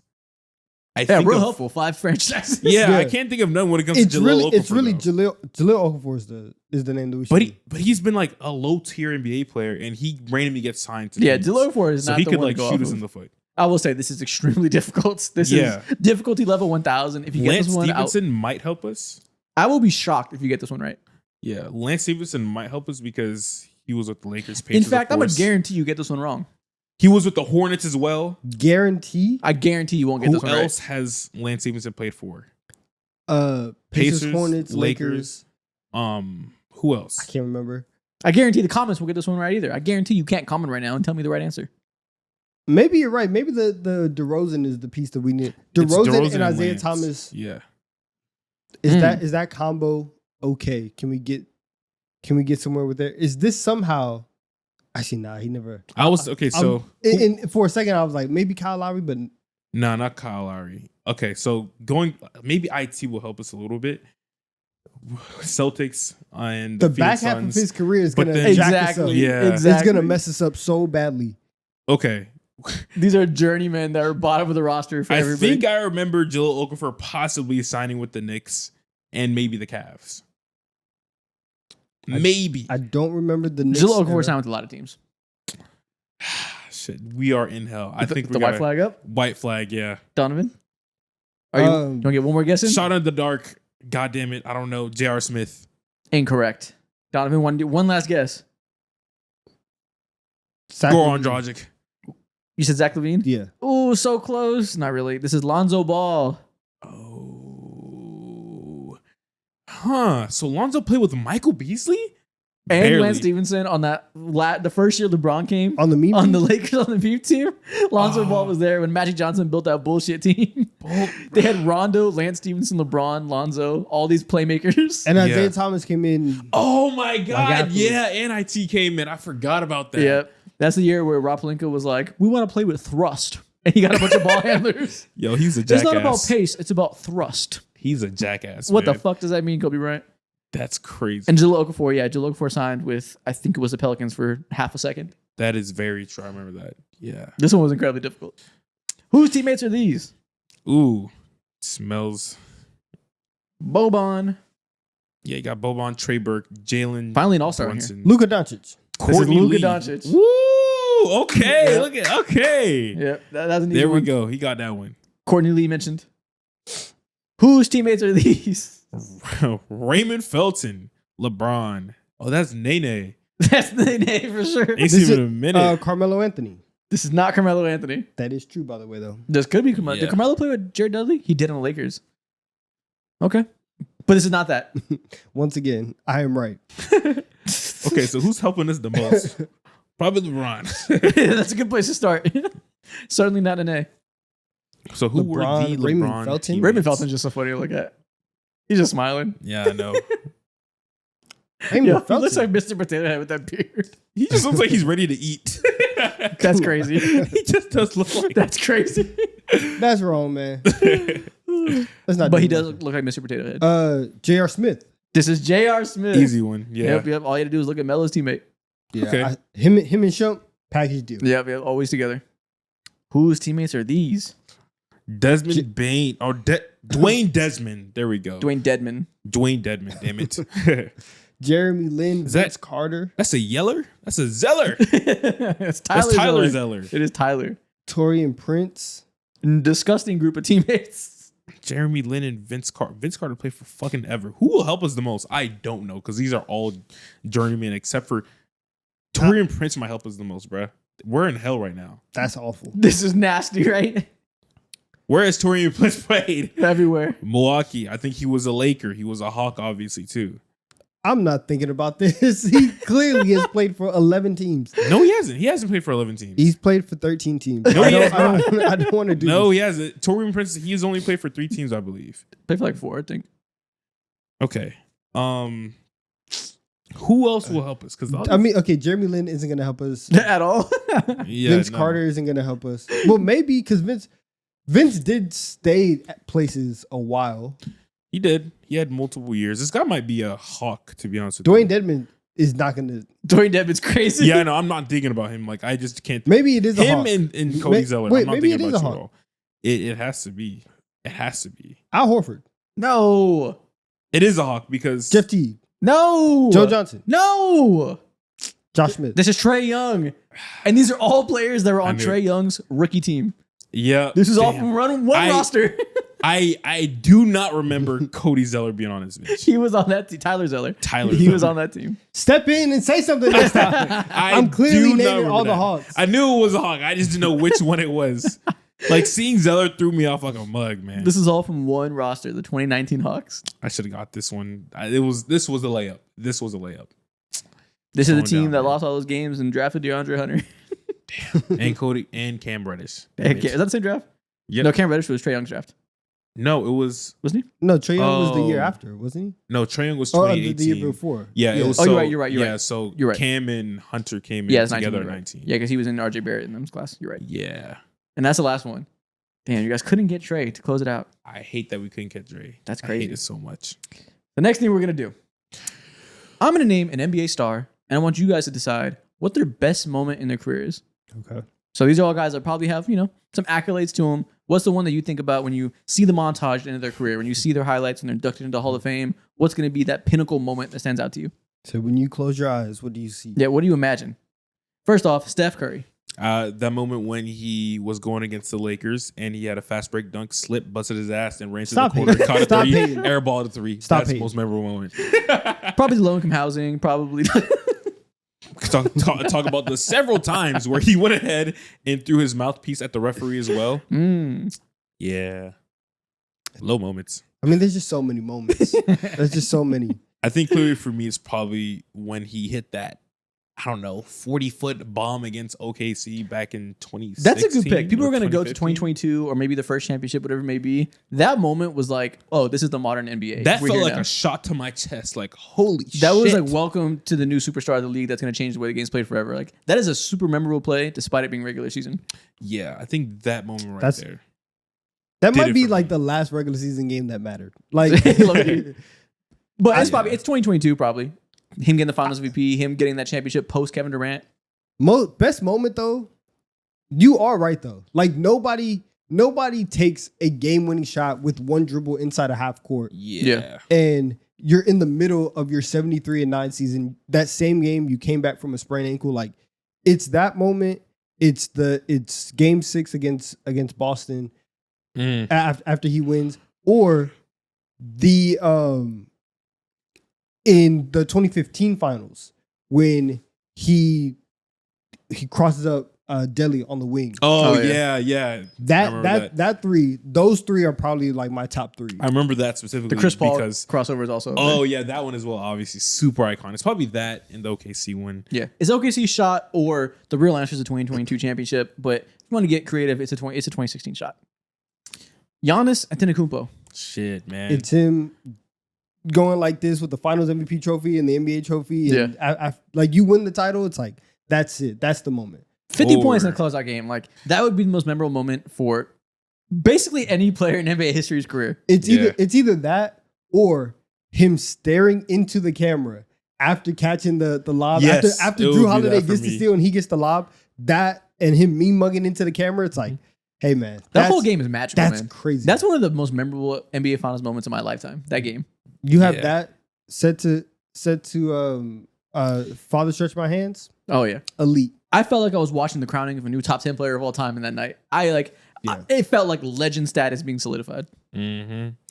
Also, memorable in my head for no reason. That night when That he was bell? arguing about the no weirdo. The hell? Talking about when he was arguing over the goddamn ladder. You remember that? When he was arguing over the ladder, when he was arguing over the ball. He just be arguing When he's man. arguing with the dad, Yeah. Tyrese Halliburton, he's just be arguing. Right. Just be mad. Everyone Giannis. just tries What's Giannis. going on? Damian Lillard. Oh, for me, it's all the game winners, or there'd be the one over. It's the one over Paul George. See, that is probably Yeah. it. But for me, the bubble. Oh, We were locked up at home with our friends watching basketball back. Yeah. He was unstoppable every game in the bubble. It felt like every night we're going to watch him go for 70. That was a magical level of basketball. There's one specific shot where he hit the back iron, skied up like it felt like 80 feet in the Yeah. air and just dropped. There in, was like bro. 4 straight games of him being so ludicrously hard to stop that people were saying in the first round of the playoffs they were going to beat the Lakers because the best 8 seed of all time. He Yes. was that good. I will say though, the fact that TJ Warren was also dropping 50, I was like, listen, everybody's just going crazy in the bubble. It Yeah. really is. I remember running out of my dorm room when he hit the shot, ran out of my dorm room, ran down the hall to our friend who's a Blazers fan, and was like, oh my gosh. Like that's for me, that's the moment. Yeah. And also because Paul George was like, it's a bad shot. Yeah. It's like, who cares? You're going home. Yeah, it probably is that shot. An iconic meme that came from it. It definitely But man, is. the bubble, special Damian Lillard performance. He was the MVP of the bubble, isn't he? Mhm. For that 8-game regular season. Kobe Bryant. Low key. For me, it's kind of sad, but when he tore his Achilles and was able to take those free throws, it's like ultimate like Mamba mentality. You know on what? One leg. The most memorable thing about Kobe is like the mythology of Mamba mentality, and that is the Mamba mentality moment. So you're probably right. That probably is the one that gets like etched in stone. Is like this guy just wants it more. Yeah. I just think about toughness and grit. Or and that low is key, it. his last game, like to end a 20-year career, like that was the most pageantry I've ever seen for a last game. And to drop, was it 60 he had in that game? Like Yeah. that's low key up there too. They put the 73-9 Warriors on ESPN too. Yeah, like what? man. Yeah. That was insane. The Oh amount wait, of celebrities no, there. my bad. Kobe's last game was on ESPN too because they put the 73-9 Warriors on Really? big ESPN. Yeah, Wow. I would say okay. The game winner that he had in 06 where he like does the fist Oh, pump yeah. and like tears the jersey or whatever, like that's hard. Him throwing Why did I the do lob that? to Shaq. It was so loud. Ooh, man. James Harden. that one crossover that he Send me had up to hate. when he was a Houston Rocket. It was against the Clippers. And Wesley Johnson. he made Wesley Johnson's knees fucking buckle. And he had a step back left wing three. That one right there. It's a shame we can't do a playoff moment. But going back to regular season. No, I remember a lot of playoff moments. Oh, God. I remember the game winner he shot in 2018 over Kevin Durant and Steph Curry together. That game winning shot in the regular season over 2 defenders. Did he fall on the ground after that Yes. too? Yes, I remember that. Oh, man. I don't remember if it was Vintage Curry, James but it was Harden. KD and somebody else. I think I thought it was probably Draymond. Clay. I thought it was Draymond. You know, it probably was Draymond because he knocked his ass over. That's probably why he fell. Over 2 defenders, he had a game-winning 3 from like just above half court. It was a ridiculous shot. And that's the moment where I was like, dude, are they going to win the finals this year? Yeah. Like, they're serious. They're Yeah. going band for band with the fucking Warriors. Never believed it. Yeah, well. 27 missed threes is probably the most memorable moment, but here we go. Stat. I won't do it. I won't do it. Kevin Durant. I think it was, for me personally, super throwback, but he did basically rookie year Julius Randle the worst way possible, where he hit him like with so many combo moves to get to a baseline. I think it was a baseline jump shot. You know what it is, clearly. It's a combination. It's my next chapter. It's that picture. It's the article. It's the Players Tribune article. This changed the history of the NBA. My next chapter is clearly the most memorable moment of Kevin Durant's career. For me, it's a combination because it's back-to-back years doing the same thing, hitting a shot over LeBron in the finals from the same spot in the same arena. Like that's it. Nah, Okay. that can't be his best. Nah, it's my moment. next chapter. Yeah. Crossing his arms in the winery. Also, another fantastic moment too is when he made a return to OKC and he was like jawing with Russell Westbrook and he called him a pussy and he was like face to face with him too. Yeah. Okay. LeBron James. Cleveland, this is for you. That's my moment right there. That is clearly the answer. That's undoubtedly the answer. Winning the scoring title, winning the scoring record is obviously up there too. That was a big Blocked moment. by James. Blocked by James. Also Top tier. the answer. Playing with Bronny is up there. That's also a cool Oh moment. yeah. Man, who's to say? This is so many moments. All these moments. I don't know, man. Dunking on Yeah. Kendrick Perkins, dunking on Jason Terry. So many moves. Yeah. All these moments. God damn. It's crazy. I'm gonna Shout cry. out to the GOAT, man. Shout out to the GOAT. I might actually cry the day he retires. Like, genuinely. You will 100% cry. LaMelo Ball. Let's see. Best moments. Loki is not even from the NBA. It's not He even- should have recalled his reality TV show moment. Y'all laugh like it wasn't a moment. Like that wasn't a thing. Like we weren't all tapped into Facebook watching Ball in the Family. See, the thing is, you just said that. You're the only one I know who watched it. Who is we? I don't know a single soul who watched it I either. promise you, I was tapped in. I know you were. I was the whole wing of the dorm was tapped in. But no, it's clearly like him pointing at the ground, like walking up. Oh, yeah, when he was like 13, 14 years old. Yeah. It's not even NBA. You're right. It is that. I still do that to this day sometimes. I'm like, yeah. Try to tell you, Stop doing that. Luka Doncic. it's not even over. It's a Brian Windhorst being like, "This guy's a loser. If he wants to be a winner, he has to do this." Yeah. Scoring 73 is up there. Scoring 73 was ridiculous. Not a good moment. That's actually one of the more forgettable. yeah, it is 73 super points. forgettable. I'm sure you want to forget it. It was against the Hawks. It's but kind of wild. that was incredible. Only reason it's forgettable Honestly, is because there's a couple others that year. his game winner The over step back Gobert. over Gobert when we were in Cancun, dumb. It went stupid. My God. That was pretty Yeah, tough. I'm making the finals with it. Either that or the game winner over the Clippers on the Black Lives Matter logo. Yeah, I remember that too. Low-key, we're talking about the best moment of his career. What's the best for him, most memorable, is getting traded to the Lakers. Now he gets to be the main character, win rings for the franchise that everybody wants to win rings for. Yada yada. It's the best thing that yada. ever happened to him. Yeah, but let's talk about the taxes. Let's talk about the natural not. natural disasters that be happening in LA, man. Let's talk about the crime rate that's there. Luka, not a good moment for crime you. The rate? crime rate. He's gonna live in Calabasas. The crime rate is not an issue. Man. Tim Duncan. Does this dude ever have a bad moment? His whole career is the best moment. Yeah, like he just be having a time of his life all the time in the most calm way. I mean, he had a bad moment, but like we ain't got to speak on it. But like, I don't know what he's referencing. I don't want to know. no, isn't that crazy? Okay, cool. I was He- like, oh my no, God, he- man. he- Tim, no, please. He choked in Game 7, What year are you talking about? 2013. Oh, yeah. He had the bunny, but honestly, they had they had beat the Thunder in 2014 in the conference finals, and they were like interviewing him afterwards. And, you know, Tim Duncan is always just like mad calm or whatever. And afterwards he was like, we have 4 more wins. We're gonna get it done this time. And I was like, Tim Duncan's talking trash?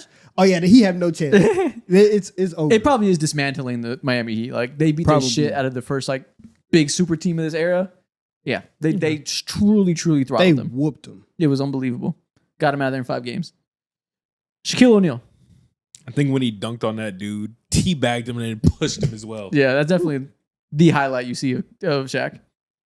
So Is many it winning the moments Miami chip and getting one more than Kobe? Nobody cares about him in that chip. I'm just telling you that best moment for him. No, I mean he lost the battle anyways. But I think like He lost the war, but he won that battle. He was ahead for a second. you're correct. I said that wrong. Yep. Doesn't matter. Doesn't matter. It's probably the teabag dunk. Yeah. What else could it possibly be? Again, Loki again. yes, Joining the so many. Lakers is the best moment Yeah. of his career. Oh my Walking in God. free agency and becoming Ew. a Laker and having the first step of making maybe the best team to ever live before the Warriors. Leaving the Magic was the best thing that ever happened to him. You're No, looking at that me was like- very true. You're looking at me Leaving like the I'm Magic wrong. was, yeah. You're looking at me like it's not true. Leaving the Magic was going because to the Lakers. because it's completely not what we're doing. That's the best moment. Signing in free agency. All right, you got it. Cameron Payne. What the hell? Campaign had a run. He had a moment. To me, his best moment is probably making up all those creative handshakes with Russell Westbrook. Yeah, dancing. Yes, he They were hitting cemented faults his left and spot right. as a good vibes guy who can maintain a job in the NBA. It's either hyping up Russell Westbrook while he hit them folks, or the picture of him getting a haircut. It's definitely the haircut picture. It's probably that. That's probably the best moment. I'll never forget it. Or him hitting all those threes for the Suns that one year where he was really good in the playoff run. I remember he Nah, was it's the talking. haircut. It's the It's the haircut. Yeah, let's say the haircut. That's going down in NBA history. That was incredible. And that's the end of the segment. That's funny. The next thing we're going to do, we're going to do a tier list. Specifically, we're going to do a tier list of the best international players in the NBA. We did this a couple years ago, but that was a couple years ago. A lot has changed since then. So I have a variety of international players for you from a variety of different places in the world. You know, the NBA has the most international talent we've ever had. So I got 20 players from you right now. We're going to put them in a tier list, S through F. Okay. So let's start off. Let's set the benchmark. Giannis Antetokounmpo. S tier. That's Clear S tier, clear top 3 player in the There's world. too many still. words. Too many words. Okay, never mind. We'll keep talking same about thing somebody for else. Nikola Jokic. No words. Just toss him in S tier, keep moving. Yeah. Okay, I don't see. Oh, there's Nikola Jokic. Now let's move to a different tier. What do you want to do with Pascal Siakam? Huh. Whoa, why? I mean, according to you, that's the 3rd best power forward in the league. Third best power forward in the league, but when it comes to international players, I think he might be. It depends on how we're valuing like this right now. I think he might be Stand A or on B, it. probably like back half of A. Hell no. Probably back half of If we're being stingy with S and we're only going to include like the best of the best, I think Siakam is clearly B. If you want to be stingy with S, then okay. Then he's B. Yeah, it depends on where you want to put Luka and Embiid. Really, Yeah, 'cause yeah, that's the what I'm next saying. tier. There's more stars that aren't top 3 players in the world right now, Yeah. or aren't like champions, solidified legends. That there's probably going to be some like top 15 players in the world in A. B for an all star that has a pretty goddamn good resume for being a second star for teams. A winning- champion. champion, made the finals again. That feels like B to me. Yeah, if Embiid and Luka might be A, then for sure he's a tier below We'll those see. guys. Franz Wagner. Right now, again, all-star caliber, but he's a step below He Pascal hasn't right now. accomplished I'm going to anything, see. and He's- his I game think is he's like- incomplete. He's low-key as good as Pascal, but the accomplishments are night and day that you can't put him in the same tier. Exactly. Yeah. So yeah, we His can, game is still pending though; it's not complete just yet. So I think Yeah. we'll see. should better not be complete. That 3-point better be developing still. Yeah, Okay, we can go C. C is like all-star level, still putting it together, or just below all-star level for whatever person. That feels good to me. RJ Barrett. F. Damn. See, don't do RJ not like F. this. I think RJ he's has had serviceable. some moments. He is a legitimate NBA player. These are all NBA players. You just say the most baseline competency to be on the list. That does not bode well for the argument against F. He's a good starter though. He can start. On He's a a good fine amount starter. of teams. He's an average starter, I think. And for that reason, we got to put him in D, not F. Yeah, he's D, not F. Because I already see some guys here that are below him. Okay. That'll be a debate, but we'll get to that. Ivica Zubats. D probably. He's No. not. Are you insane? Listen, Is he as good as I'm Franz sorry, Wagner? I'm sorry, my bad. I'm sorry. I almost slurred him. Something almost happened. Is he as good as Franz? I'm thinking Hell he's like yeah, he's as good as all-star Franz range. He's Wagner. way closer to Franz than he is to RJ Barrett. I was thinking he's gonna be top tier D. Oh, yeah, I'm thinking, get the fuck out of my face. He is C tier. Okay. Way closer to Franz than he is to RJ Barrett. We haven't done our center ranking I think yet. they're damn near in between, but okay. Shit, you want to put RJ Barrett in F? But No. No. I mean, I said it first joking, but no, I don't think he's F. Okay. Yeah, but I mean, Franz is better, but I feel like, you know what? The Franz being better might just be ball handler bias. Zubac was all-star level last year, was top 5 DPOY conversations at times, was one of the better offensive players in terms of complementary bigs with guards. Like, he really checks all the boxes. Like, I'm not... Okay. If Franz is like just below all-star, I have no problem seeing Zubac is just as good. Okay, I see. That's fair. Kristaps Porzingis. It depends I what mean, we're talking about. at this point, D tier. I'd certainly rather have Zubac. Certainly rather have Franz. Yeah, he might be D tier, but assuming like he's healthy, he is naturally like a C. That's a lot of assumption. Assuming something happens that's never happened before, then yeah, we'll put him in C. But no, in terms of abilities, he's probably closer than to RJ, but I guess just for the practicality of it, you can put him in the top of D. Sure. Fine. I'm also not mad at putting him next to Zubac if y'all wanted to be optimistic. No, I don't want to be optimistic. Oh, I mean, okay. actually, Never mind. Okay. I'd rather hate. Luka Doncic. Let's have that conversation. Fill First it up player in in A tier. No yeah, conversation. First How player in about A that? tier. So are we Champions and MVPs get to be in S. okay, so we're doing like resume is a difference? Because I you mean- know, like there's gonna be other names that we think are better than Siakam, and we're gonna be like, no way, we're putting them in the same convo as Luka. I mean, yeah, but also at the same time, like, if you so like Luka does have an argument for top 5, but he kind of gotta get that stamp back again. Yeah, because when you say he lost his stamp as top 5 player, that means he's the 6th best player in the world, and I feel like the other people in A are gonna be quite a distance away from that. 7th best, who knows? But like, I think Luka talent level is way closer to the guys that are gonna be in S than the guys that are gonna be in A. talent level, yeah, but we have to see it again. I mean, he's made a finals. It's not like you're talking about some bum. No, he's not a bum, but he hasn't won multiple and every year, and the same thing is gonna happen this year. Yeah. Luka's gonna be a top 3 MVP candidate coming into the season. We're all gonna be like, oh, this is finally gonna be the year where he gets the MVP.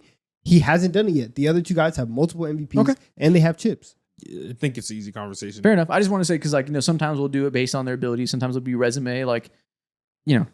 I know exactly who you're hinting towards. It's kind of So when it awkward comes to there that. in that way. Yeah. But okay, keep it going. Jamal Murray. See, that's C tier. Probably it's hard. Those guys are could better than be. Jamal, I think. But he's within striking distance, and he has the playoff resume. He rises. Yes, he's in the best team form possible, but that's not his fault. He plays about as well as you want him to. He most does years. his job, yeah, for the most part. I think he's C tier for sure. back to C tier. Yeah. Okay. Yeah. Like I don't know. Him and Zubac are pretty close. No, C tier. Yeah, he is quintessential C tier. Yeah. Rudy Gobert. Is he B? That's a fucking 4-time DPOY. Has Sounds to like be he B. belongs to be B. Has to be B. That's why I want to put Luka Almost S fe- because I feel like he has to be A. I mean, I Whoa. guess Siakam's a champion, but the 2019 thing's a little different. He did make a finals again this year.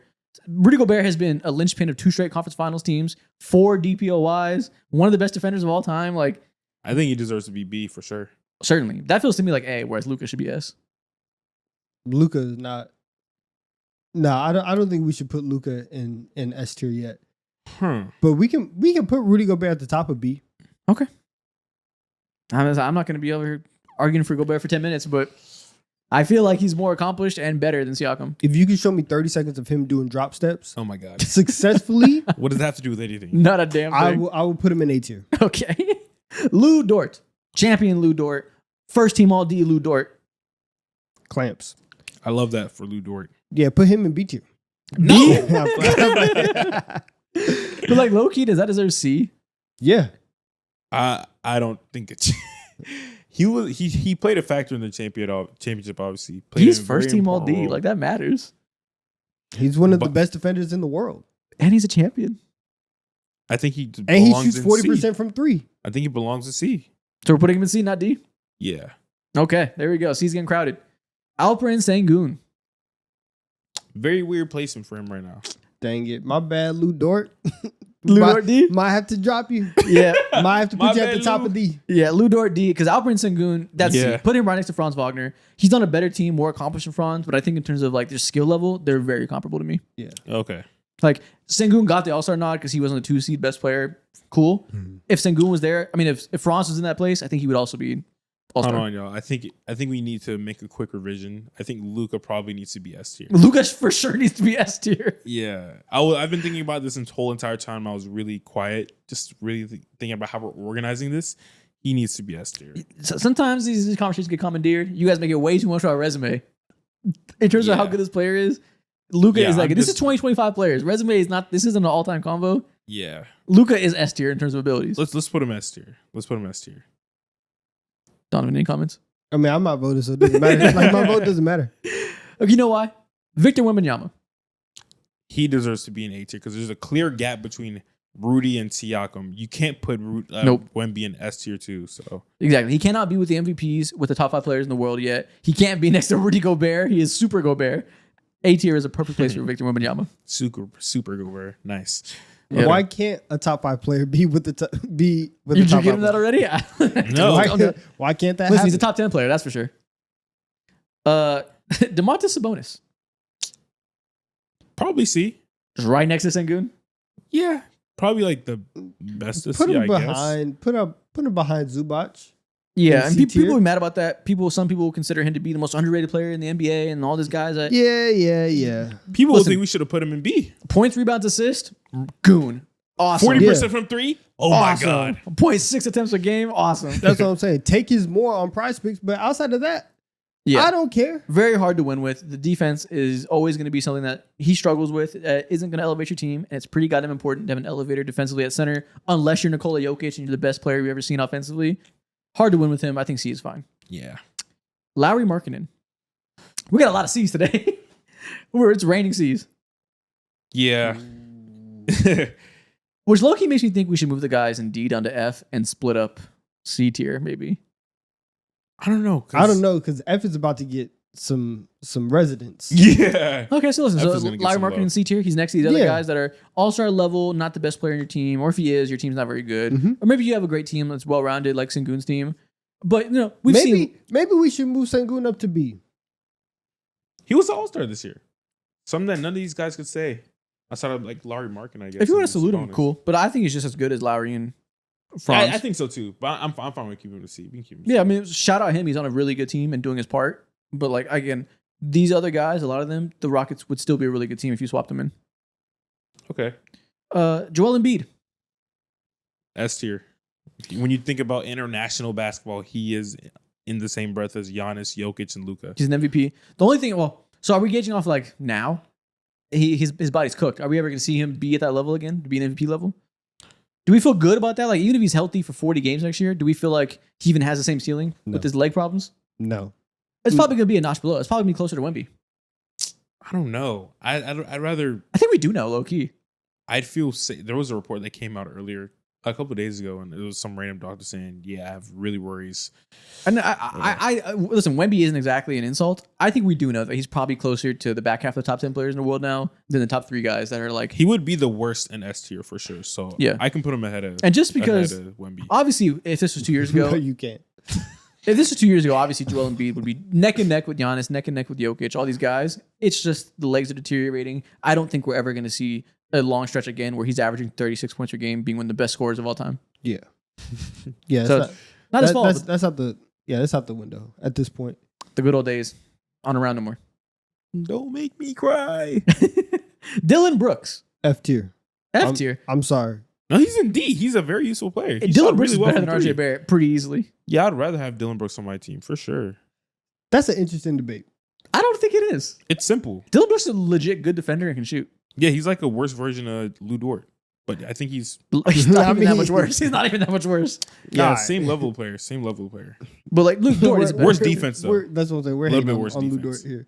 No, I'm not hating on Dort. I'm just like Brooks is good. Dort is a level above Dylan Brooks. I guess. I suppose. Whatever that means. But like their levels are pretty damn close. When it comes to archetypes, sure. I'd rather have Dort. Yeah, a little more. I was gonna say a little more consistent of a shooter. But that's a crazy thing to say. Yeah. Like, this is a nasty debate, but they're close. They're both spot up threes. The only good thing defenders. about Dylan Brooks that does kill it for me is his tendencies to do like killing basketball and kind of shoot you out the game here and there. Lou Dort does not do that. He knows where he lies. I feel like that's a little bit overstated. Houston Rockets fans would disagree with that. I know, true. Yeah. Listen, you got to give him a few. It's like Marcus Smart. You got to give him a few to calm him down. That is true. Got to let him eat too. It's like back in the 2000s. Got to throw the big guy a touch. Keep him in the That is- game. that is Keep him engaged. Keep him engaged. Josh Giddey. F tier. F, easy F. I keep going back to the RJ Barrett thing.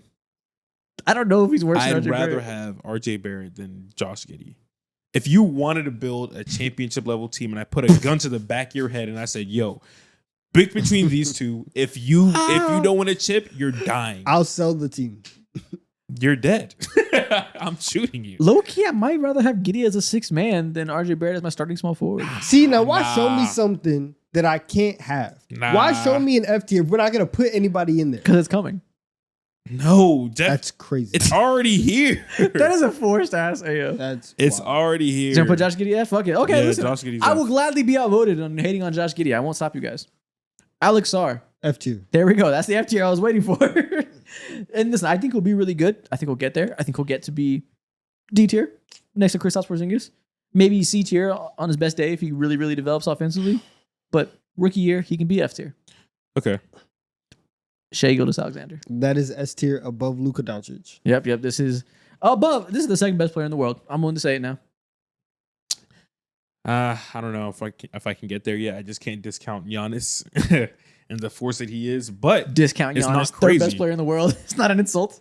yeah, I never said it was an insult. But I just can't get there just yet. But again, you got it. It's his Listen, summer. The more weeks that happen, the more days we are removed from the championship, I can get there. I will get there too. I can get there. The more Kyle Kuzma minutes that I see, the more KPJ minutes that I see as well. I can get there. Okay, I like this tier list. Donovan, how do you feel about the Luka placement? Does it feel better? No, but it's just so very clear that like all these other guys, the top three guys have the resume and they're at the peak of their powers right now. Where Luka, it feels like he's in his own limbo tier of like trying to restore that.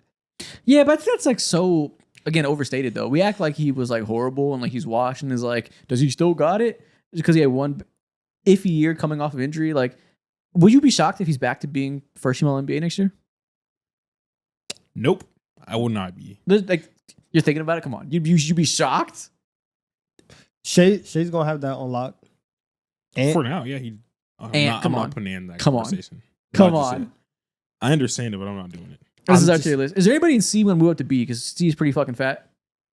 Sengun. I would love to move up Larry Markkinen, but he had a very forgettable year. We can move Sengun if you want. People in the comments are going to say, put Sengun in B. I would like Sengun to be in. Okay, I don't care. I mean, that's just like because he was on a 2 seed. Fine. We don't respect wins. We don't respect winning. I see. Got to get the Jalen Hurts talking points off no matter what the sport is. Bro, this is TD3. This is not No, house because this call, is like bro. it's actually kind of ridiculous that we only got to do it right now, but like it is kind of wild. Wrong show, wrong I channel. love Jalen Hurts discourse. It bleeds into everything. It's not Jesus even about that. Christ, It's not even about that. But like, On his birthday, you're doing a little extra more. Oh, yeah, God this is damn birthday. it. That's why it's on top Yeah, of mind. Okay. exactly. Listen, I respect it. Sometimes you got to put on. Dude, did you know he showed me that he lived like 13 minutes away from his high school? because he's from Channelview. He's from like down the block. That's in Houston? Blaze. I didn't even know that. Go there. Stop picking it! through You the were fences. claiming you claim every Atlanta, Georgia person. I don't do that. One time I heard you say you saw Quavo at a gas station growing up. That's a complete lie. No, it's not. You told me the story, the whole thing. No, I never did. You told me you had a Fanta or something? What the fuck are you talking about? Stop. That's such a lie. I did see Bryson Tiller on my campus one day. That's very true. Next thing we're going to do. We're going to pick the next breakout star at every single position. Point guard through center, who we think is going to make the leap to stardom next season. So, young player that you think is going to, take the league by storm, make it all-star leap next season. Okay. So, point guard, who are we expecting to be the next all-star participant? Ooh, I gotta look at teams, man. Okay. So It's like Cade already made the leap, so Cade isn't there anymore because he's already an all-star now. It's not Tyler Hero anymore either. No. Yeah, well, he's not point guard. Well, maybe, yeah, well, sometimes Yeah, he played point guard was last year. Last year, so. But no, not counting him as a point guard. Do we feel like Stephon Castle has that in him? No, I don't. Okay. I don't. feel- It's going to be hard for him to do that. Yes, that's the right thing. It's going to be hard for him to do it. I do think that Stephon Castle has the talent, but the fact that Fox is there and Dylan Harper's there, they're gonna ask him to play less point guard than he did. And so I think Amen's going to be the starting point guard next year. Do we feel like Amen has another leap in him next year, being the full-time ball handler? I think that you think so over Fred VanVleet. Oh, my bad. He's starting shooting guard, so yeah, Yeah. that's the conversation. But he's going to be moved up to guard position is what I mean. And I think he'll be more of a ball handler. Because we're going to have KD and Jabari as the forwards, I think. With Maybe. Dylan Brooks gone, I think he's going to be like more of a ball handler. Yeah, that could be. Okay, we'll save that. You're right. He deserves to be on this list though, for sure. I don't know for point guard though. You want to go Peyton Pritchard? Because someone's gonna have to get those buckets up. Somebody's getting the buckets on the Celtics. Yeah. Somebody will be scoring those that tanky is points. disgusting. It's real though. But might- you are correct. Yeah. You are right. And listen, we don't think he's not going to be like an all-star, but he's going to be a breakout player. He's going to be Yeah. viewed much higher than he is this year, I think. Yeah. Do you think the Celtics, if the Celtics are able to be like a 7th seed or something like that, maybe 6, he has a lot to do with that, and I think he'll Listen, make an they- all-star team. Listen, we keep saying that. I don't know if that's gonna happen. I think Jaylen Brown's going to sprain his ankle in February and miss the rest of the season, and they're going to be like the 15th seed. It's possible. I think that's what's going to happen. They might be that before. Okay. Shooting guard. Do we feel like Brandon Miller has it? Is this going to be the year? I was gonna say Jared McCain. We get a full year of Jared McCain, and he can actually break out. Full year, Jared. Who's going to be the breakout there, though? Him or VJ Edgecombe? We can say VJ Edgecombe too, but it's hard to call like a rookie a breakout. Yeah, so what I'll number? go with Jared McCain. Jared McCain's a good option at the shooting guard. Again, Stephon Castle, a shooting guard, could be an option if you feel like you see that ceiling. I think a lot of people would probably pick Brandon Miller as the pick here. Yeah, I think I'd like to go Brandon Miller because his NBA, he's not like he's such in a great area in his Jaden career Ivey? because Jaden Ivey? Jaden Ivey is a really good answer too as well because he's exactly what the Pistons need. He'll just get the can't stay opportunity healthy. for sure. But I'm not confident enough that it's going to happen for me to Yeah. pick him here, but shout out. I feel more confident in Brandon Miller for sure. Let's do him. Or Jared McCain. Brandon Miller, Jared McCain. Who's going to Brandon break Miller it? fits the definition a lot better too. I'm just, not confident again that like his connection is going to be the star. I'll go Jared McCain. I think that team, if Joel Embiid plays 40 games, will be trying to win, will be healthy, will have more depth. He'll be a big part of that team being good if they are good. And just off the simple nature that what we saw in 15 games, if we see It was over 82, crazy. he'll be considered one of the better role players in the league. Yeah, that's my guy. I'm picking him. Small forward to me, Franz Wagner. If Franz Wagner isn't an all-star next year, it's probably because his three-point shot is still terrible, and that'll be a damn shame because he should be an all-star next season. Man, it Okay. better be. It better be. It's been looking scary for 2 straight summers now. I need that 3 to fall. What he did last year when Paolo Banchero was hurt in the first half of the season, Special. all-star level, clearly. Do that over 82 games, you will be an all-star in the East. Repeat that exact same shit that you just said, and instead of Franz Wagner, say that for Jalen Johnson because he's Oh at my the four. God. You can put Jalen Johnson at power forward, but I don't know. You They can. have more talent now, so is he going to have like more usage to put up better numbers? Most definitely because he like the talent that we got needs playmaking assisted, so he definitely could be up there. I think he's the answer for that. Him at power forward? Yeah. Yeah, I don't see any other power forwards that I'm like all-star on the way. There's not really any young ones in the pipeline that haven't become stars yet. Yeah. Most of the young star power forwards have like made that leap. Unless you want to say Paolo Banchero is also going to low-key, Paolo Banchero might also be a breakout star next year. Nah. He might finally He's become, already he made an all-star. he's listen, think he the made an con- all-star team, but he's not like if you look at the all-stars last year, he's one of the least effective ones. He We're might become going like, away he from can the term he breakout, can for take sure. he can take a leap, but he can't break out. He's Yeah. already broke I out. think going from like one of the lower tier all-stars to being all NBA level is a breakout. No, No. that's just an improvement, but it's not breakout. Yeah. I don't think it's a Okay. breakout.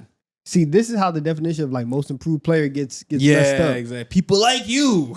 Fucking old heads, grandpas holding on to tradition. That'd be a big ass improvement. That'd be most improved player top season. I'm not gonna lie. If he became first team All NBA, I would push some most improved player. A lot of Nasty people work, would. nasty like, work. Similar to like, never mind. You just really want to represent Malcolm Brogdon so bad.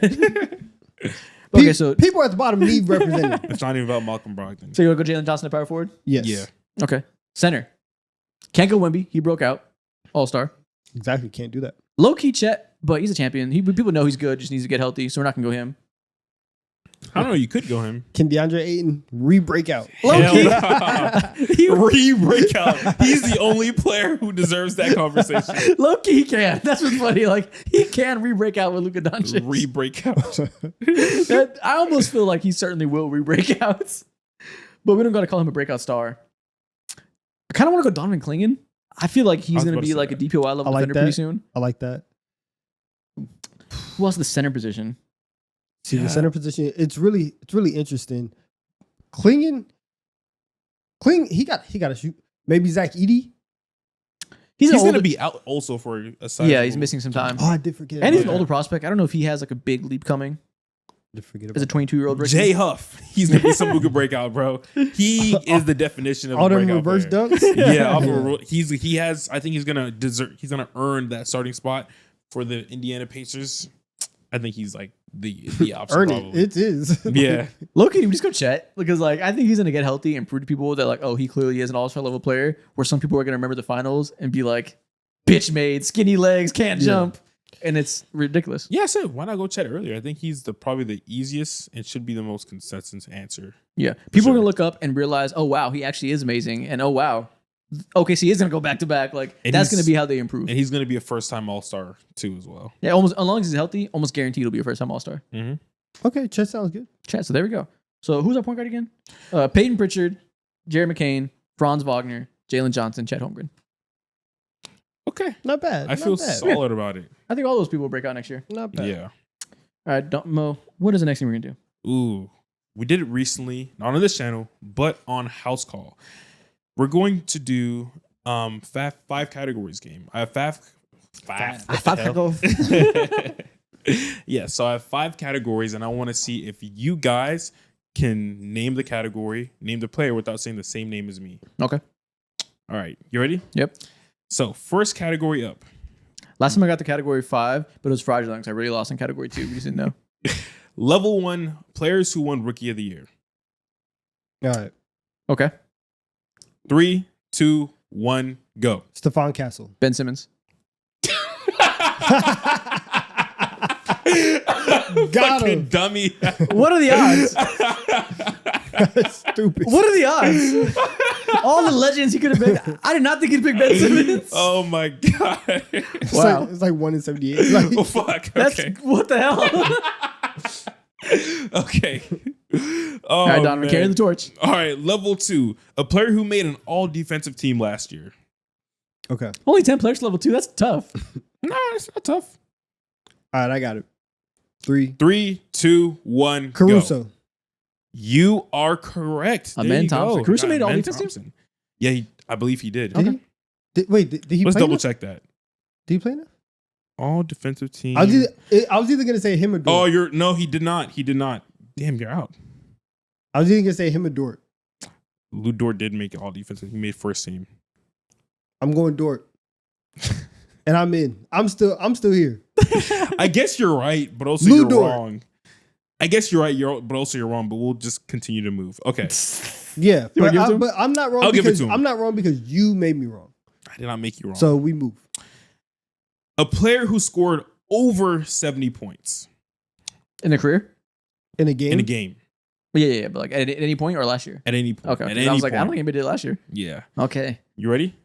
I can think Yes. of like 6 players on the top of Yes. my head for you to think of. Over 70. That's not a big Okay. pool. 3, 2, 1. David Robinson. Okay. I was going to say the same thing if I was you. That's a good pool. I knew he wouldn't say David Robinson. Okay. There we go. Level 4. Can you name an Eastern Conference Finals MVP? The Larry Bird Trophy. Man, there's been 4 of them. You're cooked. This guy's dumb. You have 4 names to choose between. Can you rise to the occasion? All right. Let us 3, Oh, who's he going 2, to pick? Who's he going to pick? 1. Siakam. Okay. You got Jason Tatum. He also, All right. did he win that? Oh, he won He year won the before? first one. Okay, he The won very before they first made the one. finals. Okay. Yeah. I was like, didn't Jaylen Brown famously win that? Okay. Level 5. Can you name a player who won an MVP, All-Star MVP, Finals MVP, and an Olympic gold medal in the Damn. same year? In the same year? Yes, all that in the same year. There's like 2 players. You better pick the right one. You better pick the right one, son. You are correct. 2 players. I'm mad. Okay. Yep. Okay. You ready? I don't even remember who the second player is. There's only 2 guys who I think that they can do it. And it makes complete sense. Is it the goats? Yes.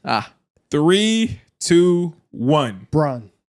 Ah, shit, he got it. Damn. See, I knew he was gonna try to get me Yeah. on what I thought he Reverse was gonna pick, psychology. but I knew Yeah. what he knew, what I knew, so I knew. And that's the thing. Sometimes you don't know what he knows, what you know, but you really know Exactly. even though he doesn't know. I never picked Jordan for nothing, but today I picked him. See, but just I to knew psych you out. because he knew what I And I knew what you knew, what he knew, that you knew what he knew. exactly. Damn.